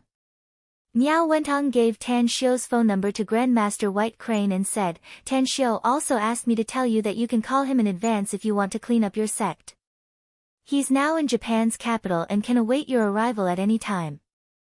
Thank you, Benefactor Miao, said Grandmaster White Crane in a deep voice. Our Buddhist sect needs some time to discuss such an important matter. Please stay for some time, Benefactor Miao. You can leave Shaoshi Mountain with my Buddhist disciples later. Understood. Miao Wentong nodded. 2 hours later. The Buddhist sect's 8 abbots rushed from their respective peaks. A total of 9 people, including Grandmaster White Crane, were sitting cross-legged on futons in a meditation room. What exactly happened, Senior Brother White Crane? Why did you summon all 8 of us at the same time? Asked the chubby monk with a chubby face and smooth skin with a curious expression. The others didn't speak, but their faces were also full of curiosity and their eyes kept lingering on Grandmaster White Crane's face. Benefactor Tang is Tan Xiu, said Grandmaster White Crane slowly. Some of you have seen him, and some of you have heard of him. I believe you should have some understanding of Benefactor Tang's character. The fat monk heavily nodded and said, Benefactor Tang Xiu may not be a Buddhist, but he has a Buddhist heart. In today's cultivation world, everyone respects him very much. Even though this penniless monk has been cultivating for more than 300 years, I still respect him. Another thin and dark-skinned monk said in a deep voice, Benefactor Tang once risked his life alone in the Himalayas to slaughter a large number of fierce beasts and save countless humans. I, Blackface Buddha, admire him for being able to make such a move at the critical moment of our race's crisis. I'm very convinced by Benefactor Tang, Senior Brother White Crane. I haven't seen him, but I've heard of him. Although it's said that, seeing is believing, I believe in the judgment of Senior Brothers. That Benefactor Tang is very good. I agree. After listening to them quietly, Grandmaster White Crane nodded and said, Since we all believe in Benefactor Tang, then I'll tell you the reason why I summoned you here today. Benefactor Tang has invited Miao Wentong to come to our Buddhist sect to convey a message to us. The remnants of the Joyous sect have established a very large force in Japan. The Joyous sect? Didn't we kill all those scums from the Joyous sect who harmed women back then? How come some of them survived? The Joyous sect that was abducted and pillaged? Some of those guys who turned into demons actually survived. Who is he?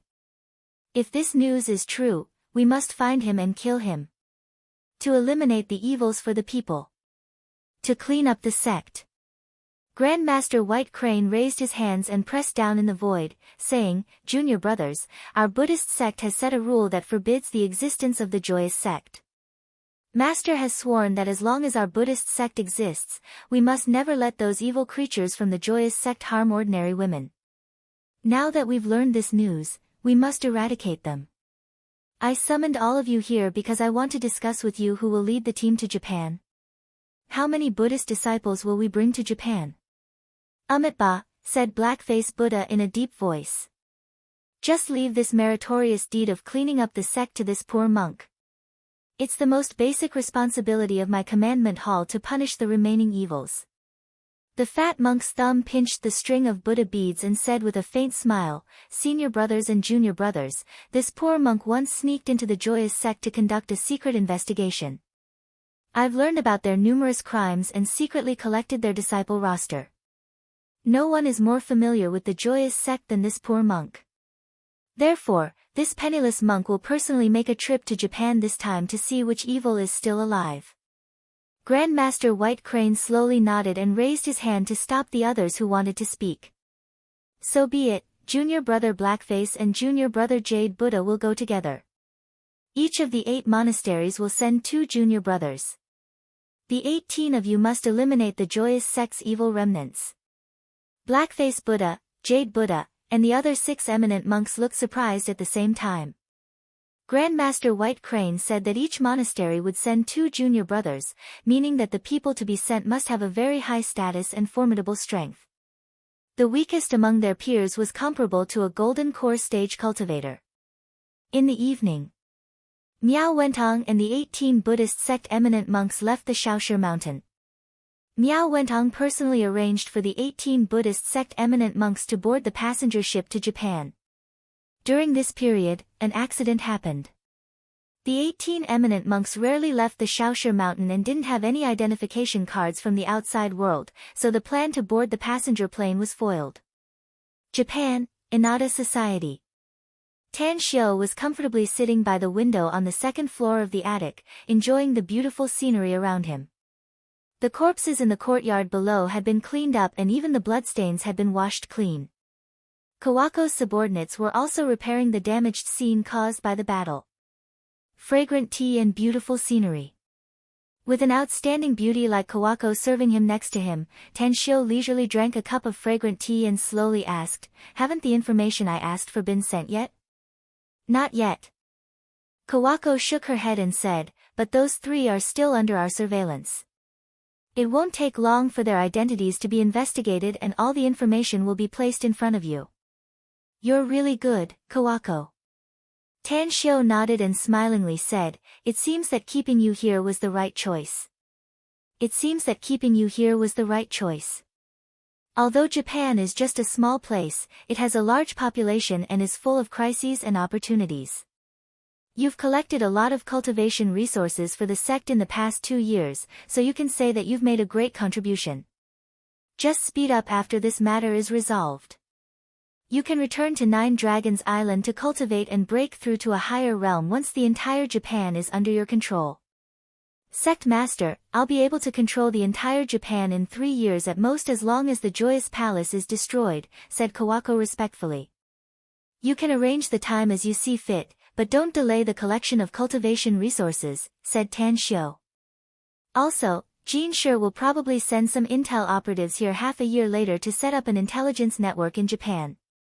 When the time comes, you'll be able to assign the intelligence network you control to Jean Sure.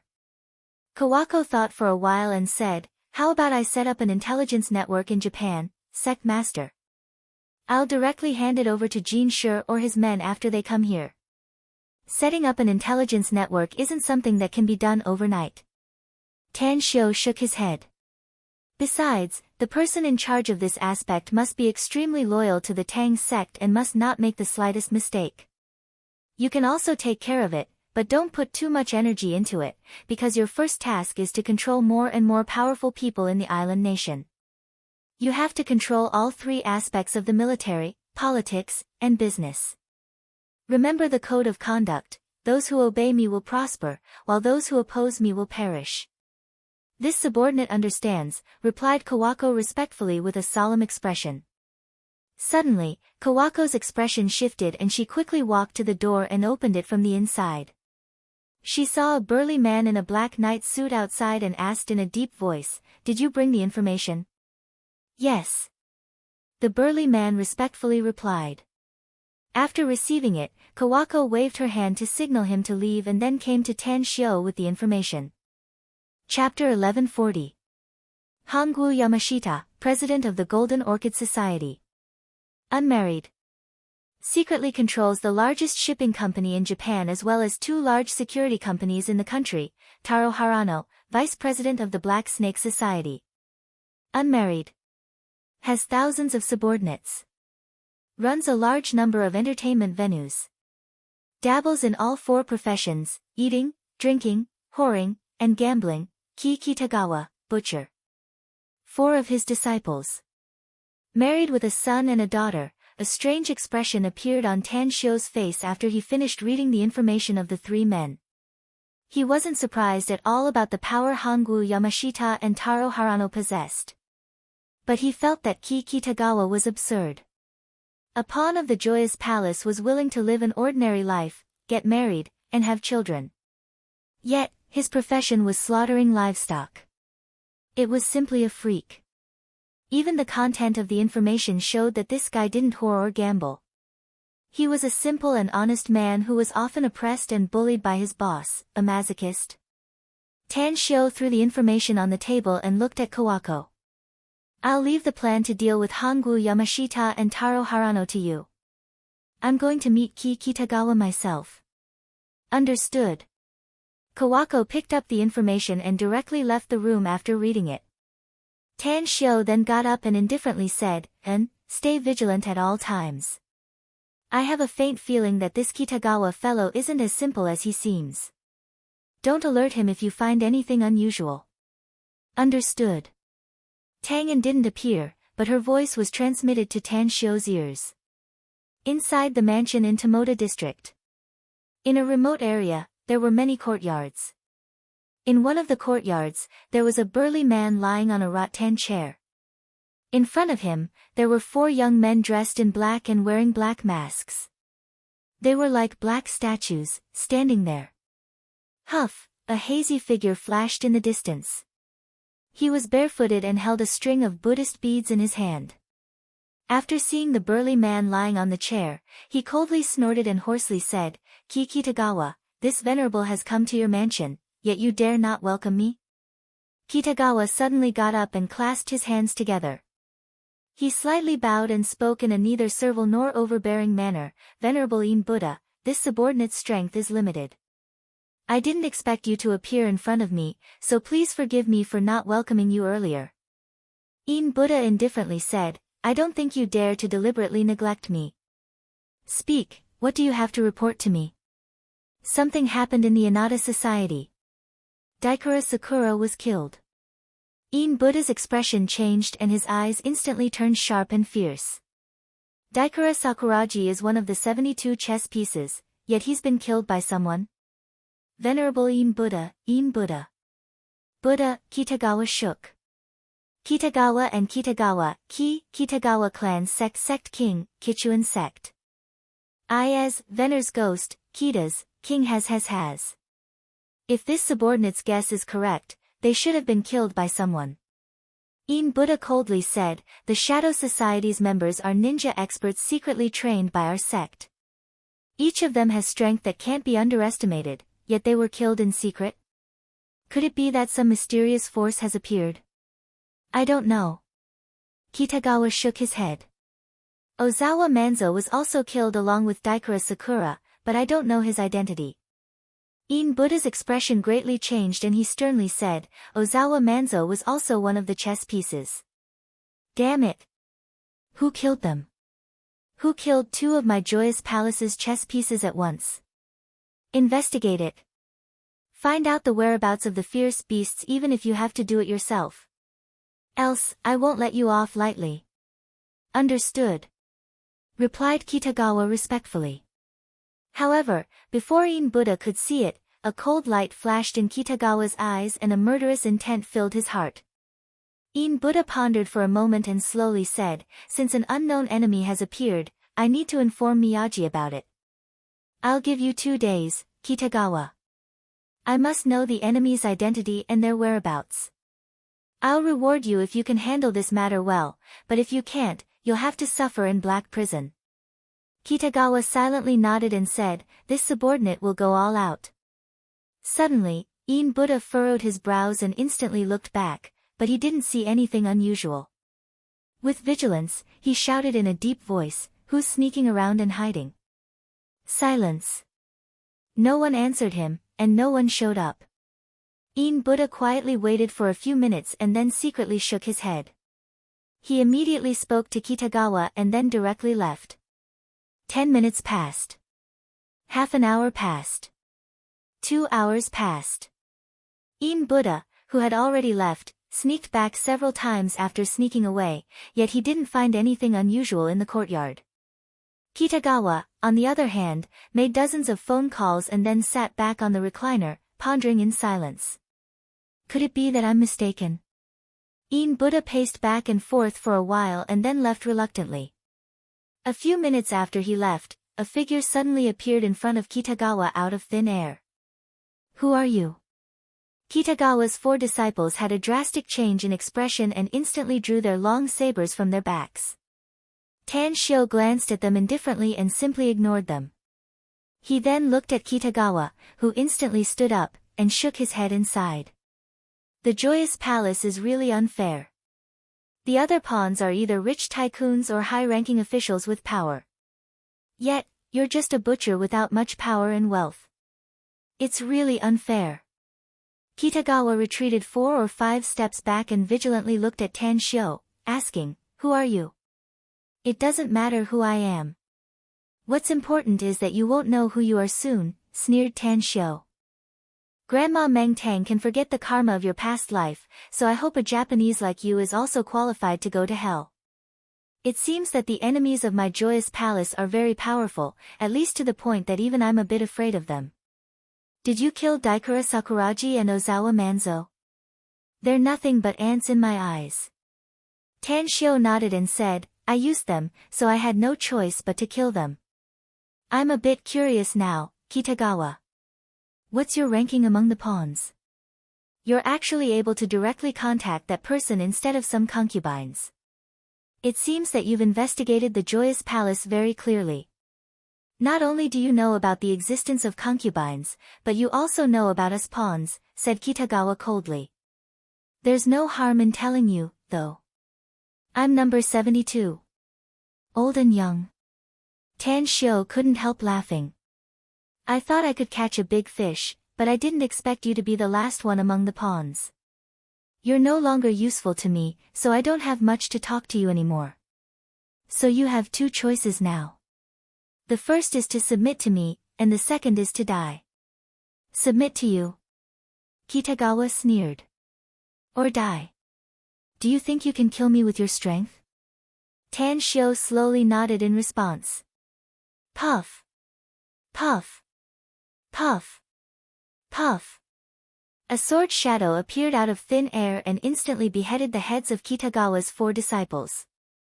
Immediately after, the immortal sword that appeared out of nowhere slashed down fiercely toward Kitagawa's head. Kitagawa's complexion drastically changed. He instantly pulled out the long saber from his waist and unleashed a cascade of sword moves like a waterfall. He looked at the black-robed woman who appeared out of thin air in front of him and his heart was slightly hanging. It was because he found that the black-robed mysterious assassin in front of him was not weaker than him. On the contrary, she was faintly suppressing him. "Who the hell are you?" Kitagawa shouted loudly. Tan Shio coughed and said indifferently, "Hey, I'll leave that Buddha venerable to you. Go and follow him. Kitagawa, your Joyous Palace is at the end of its tether and will be completely slaughtered within this month at the latest. Submit to me if you don't want to die and help me get rid of some bigwigs of the Joyous Palace." "I agree," Kitagawa shouted. "I don't care if you really agree or not," said Tan Shio. "You just need to answer my question. If your answer satisfies me, I'll spare your life and even give you some benefits." "What do you want to ask?" asked Kitagawa in a deep voice. "Who exactly is this Buddha Venerable?" asked Tan Shio.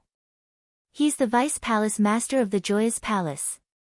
But he rarely comes to the Joyous Palace," said Kitagawa. "He's the one who patrols everywhere and controls our 72 chess pieces. His status is slightly higher than those concubines of the Joyous Palace and he's the one Palace Master trusts the most. Judging from his attire, he looks like a Buddhist cultivator," said Tan Shio. "You guessed it right, but I'm not going to accompany you." Kitagawa sneered. "Since you dare to be the enemy of my Joyous Palace, Palace Master and Vice Palace Master will exterminate all of you. Unless, you quickly go back to where you came from. Don't worry." Tan Shio shook his head. "I won't act against the Joyous Palace for the time being since the person I'm waiting for hasn't arrived yet. Forget it. Since I can't get anything out of you, then you can go and accompany your disciples. Remember to tell the King of Hell that the person who killed you is called Tan Shio." "Hold on." Kitagawa raised his hand and shouted, "I'll exchange a cauldron for my life." "How about it?" "What cauldron?" asked Tan Shio with a frown. "It's a jade cauldron. Rumor has it that an alchemy grandmaster of Huaxia spent 3 years to make it," said Kitagawa in a deep voice. That jade cauldron is also known as the Eye Mother Cauldron. It seems that Palace Master likes it very much. Take it out and let me have a look. Tan Xiu raised his brows. After a while, a fist-sized jade cauldron appeared in Kitagawa's hand. Just as Tan Xiu was about to take it, his pupils suddenly shrunk. A gust of wind blew and the lid of the jade cauldron was suddenly lifted and black smoke instantly filled every corner of the courtyard. Watch out! It's poisonous! Shouted Tan Xiu in a deep voice when he saw Mo Ao and the others rushing over from a distance. Whoosh! Another hazy figure flashed from the distance and appeared between Tan Xiu and Kitagawa in the blink of an eye. This person had a veil over her face and was graceful. Under the contrast of her tight clothes, her perfect figure was displayed incisively and vividly. Chapter 1141. Joyous Palace Saintess' panicked expression suddenly calmed down after hearing that. Instead, a smile climbed up her brows and she said, activating the sky-burning mirror requires extracting the power inside a cultivator's body. As far as I know, even a golden core living Buddha needs to be cautious when activating the mirror. Even Miyagi can only use it for 3 minutes at most. Once the time is exceeded, the Buddhist power inside the cultivator's body will be sucked dry. Kitagawa, I'm very curious. How much power can be extracted from you? Kitagawa's expression stiffened and his eyes turned hazy. He wouldn't have used the sky-burning mirror if it wasn't for Tan Xiu who disappeared into thin air and that black-robed woman who had been using an invisibility technique. It was the sky-burning mirror. It had a terrifying attack power and a magical cloaking effect. Kitagawa wanted to figure out how the black-robed woman could hide herself. If he could capture her, he might be able to force her to reveal the invisibility technique. Activate. A deep voice came from Kitagawa's mouth. In just a second, the surface of the hexagonal mirror was filled with lines. As the blood-red threads shot out from the mirror, the entire courtyard was enveloped by the red threads. The blood-red threads even began to spread outwards and gradually connected with the cyan net, covering a range of 1 kilometer. Nothing. Kitagawa's pupils shrunk and disbelief filled his eyes. He could sense that the black-robed woman's cultivation was definitely not at the nascent soul stage. However, it was impossible for a golden core stage cultivator to escape the range of the net in a short time no matter how fast she was. Could it be that she has some acceleration magic treasure? Kitagawa pondered for a while and finally felt that this was the only possibility that could allow Tan Xiu and the mysterious woman to escape. A sneer appeared on the Joyous Palace Saintess' face. After killing the 2 black-robed men in an instant, she said, "You should be sitting on pins and needles now, right, Kitagawa? That's because they have already escaped and are probably lurking nearby, waiting for us to fight until both sides are badly injured before they can reap the benefits." My main target is you. Kitagawa coldly snorted and said, "As long as I get you, not only can I make that old bald donkey's plan fail for decades, but I can also get great benefits. As for those 2 fellows who escaped, I'll extract the energy from your body. At that time, you'll definitely become very powerful. Then, chasing after them will be a piece of cake." "I think you're mistaken."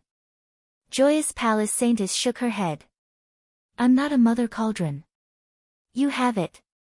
Kitagawa burst into laughter and said, "Idiot. I didn't expect that you still haven't noticed that something is wrong even now. Why do you think that old bald donkey guarded you like a flower for more than 2 decades, poured a lot of resources on you, and even conferred you the title of Joyous Palace Saintess? Isn't it because of your physique? Isn't it just waiting for the right time to absorb the innate yuan qi in your body? At that time, not to mention your cultivation, even your life will be difficult to protect. Only death awaits you." Joyous Palace Saintess' expression instantly turned extremely unsightly and she angrily shouted, "Don't talk nonsense. The palace master isn't as filthy as you say. We're like father and daughter, how could he possibly attack me?" "Not attack you?" Kitagawa sneered. "That's because the time hasn't come yet. Your ice relic has yet to be completed." "What?" Disbelief was written all over Joyous Palace Saintess' face as she stared fixedly at Kikitagawa.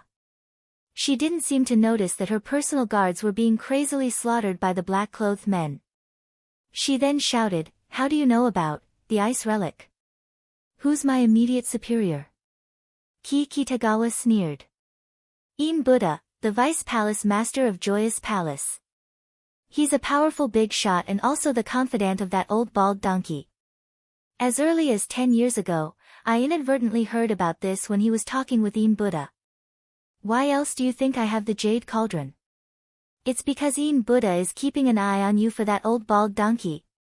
Joyous Palace Saintess' body turned cold all over. She was indeed curious about why the palace master never touched her and even forbade any man from touching her. But now, Kikitagawa's words cruelly tore her previous fantasy to pieces. It turned out that the real Mother Cauldron was not that jade cauldron, but she was the real Mother Cauldron. Or rather, she was just a tool. Kikitagawa grinned in order to strike a blow at the Joyous Palace Saintess. "You're a saintess, so your wisdom isn't low. You should be able to figure out what kind of place the Joyous Palace is. It's a paradise for men and women, a means for all the Joyous Palace's disciples to enhance their strength with the help of men and women. But you've been conferred the title of saintess, and the requirement is that you must be holy and inviolable. TSK, how are you going to unleash the Joyous Palace's powerful cultivation art and quickly improve your strength without the love of men and women? Just relying on those cultivation resources?" "Shut up!" Joyous Palace Saintess angrily shouted. She glared at the 4 black-clad big men coming at her in fear, and a dagger suddenly appeared in her hand out of thin air. A sharp sword beam shot out for more than 10 meters and slashed the 4 men in half. The corner of Kikitagawa's mouth twitched a few times. He had secretly trained hundreds of experts and nearly spent all his wealth over the years. Every death made him feel distressed. Yet, Joyous Palace Saintess had killed 4 of them with just one blow. More than a dozen people had died in her hands, a loss that nearly drove him crazy. "Oh, Saintess. Since that old bald donkey will suck you dry sooner or later, you might as well let me take advantage of you. At the very least, I'll spare your cheap life and make you my slave because of your beauty. A good death is better than a bad life." Kikitagawa suppressed the anger in his heart and continued to provoke the Saintess. He was very strong and was confident that he could kill the Joyous Palace Saintess. But he also knew that this woman must have life-saving means as a Joyous Palace Saintess. She might even have a trump card. He might have gone all out and brutally captured this woman if there were no potential threats around. But now, he couldn't. Boom, boom, violent rumbles came from the surroundings and the entire courtyard shook violently as though there was a big earthquake. Kikitagawa, who was sitting on a chair, suddenly had a drastic change in his expression. The first thought that came to his mind was that In Buddha had returned. In a flash, he soared tens of meters in the air and his expression turned extremely unsightly when he saw the few people outside the big net. His guess was correct. In Buddha was not the only one outside, but also the 2 most powerful generals under him, Yang 1 and Yang 2. "Go all out!" Kikitagawa shouted and slashed down his long saber from the sky. The tens of meters long saber light was as fast as lightning and looked as though it was about to slash the Saintess to death. In the periphery, In Buddha's expression greatly changed. He unleashed an ancient copper seal and fiercely slammed the big net. As the net's wires broke, In Buddha and the other 2 instantly entered and appeared in the courtyard at an extremely fast speed. Puff! The Saintess unleashed her full strength. Although she managed to block the violent saber strike, she was still injured by the huge shockwave and was sent flying backward, smashing a hole in the wall. "Kill!" In Buddha didn't hesitate and uttered the word "kill." The 3 of them wielded their Buddhist weapons and crazily slaughtered the black-clothed men. The 3 of them were very strong. Aside from In Buddha, who was at the early stage of spirit formation, even Yang I and Yang 2 were at the mid-stage of nascent soul. Kikitagawa's heart kept twitching, and his heart ached so much that he almost burst into tears. As a terrifying aura erupted from his body, an ear-piercing sound came from the strangely shaped vessel in his hand and soared into the sky. At the same time, Ki Kitagawa was like a ferocious tiger as he pounced toward Ien Buddha. In the past, he was very weak and was even weaker than Ien Buddha's two trusted subordinates. But at this moment, his aura was extraordinarily terrifying. With lightning speed and violent power, he slashed hundreds of times in just a short time. Since this is an irreconcilable situation, Ien Buddha, you old bald donkey, will go to hell first. Ien Buddha blocked all of Ki Kitagawa's attacks and grinned. I didn't expect you to hide so deeply, Ki Kitagawa. Palace Master has long since ordered me to investigate the traitor, but I've never found any clues. So it turns out that you're the one who has been targeting the Joyous Palace all these years. You Buddhist remnants of China have been secretly developing in my country. Do you really think my people don't know about it? Ki Kitagawa retorted. General Fukuda has long made arrangements to deal with your Joyous Palace. Just wait. Your Joyous Palace will be uprooted soon and none of you will survive when the time comes. General Fukuda. Killing intent surged in Ien Buddha's eyes and he shouted, that old geezer has been a hindrance all these years. It's just that Palace Master doesn't want to provoke trouble, so he hasn't done anything to him. I can see that you're actually someone from Japan, General Fukuda's lackey. I'm loyal to Japan. Ki Kitagawa evaded Ien Buddha's counterattack and suddenly burst into laughter when he saw figures rushing over lightning fast from the distant horizon. Several kilometers away in the sky, Tan Xiao and Tang En were hiding in the clouds, watching the fight in the distance. Tan Xiao was a bit afraid of Ien Buddha before, but now he realized that he had really underestimated the Japanese cultivators. China had people with powerful cultivations, and Japan even had the strongest of the top experts. There are a lot of people, Grand Master.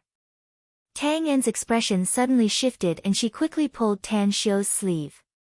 Tang Xiao followed Tang En's line of sight and looked in another direction. What made him incredulous was that several kilometers away from the place where Ki Kitagawa and Ien Buddha's group were fighting, countless agile experts were rushing there like a tide. The number of them was at least several thousand. Serene Night has recently asked someone to draw dozens of characters who have returned from the immortal world. She has also written dozens of stories revolving around these characters. If you want to read them, please read the introduction in the book, join the group, or follow Weixin's work account.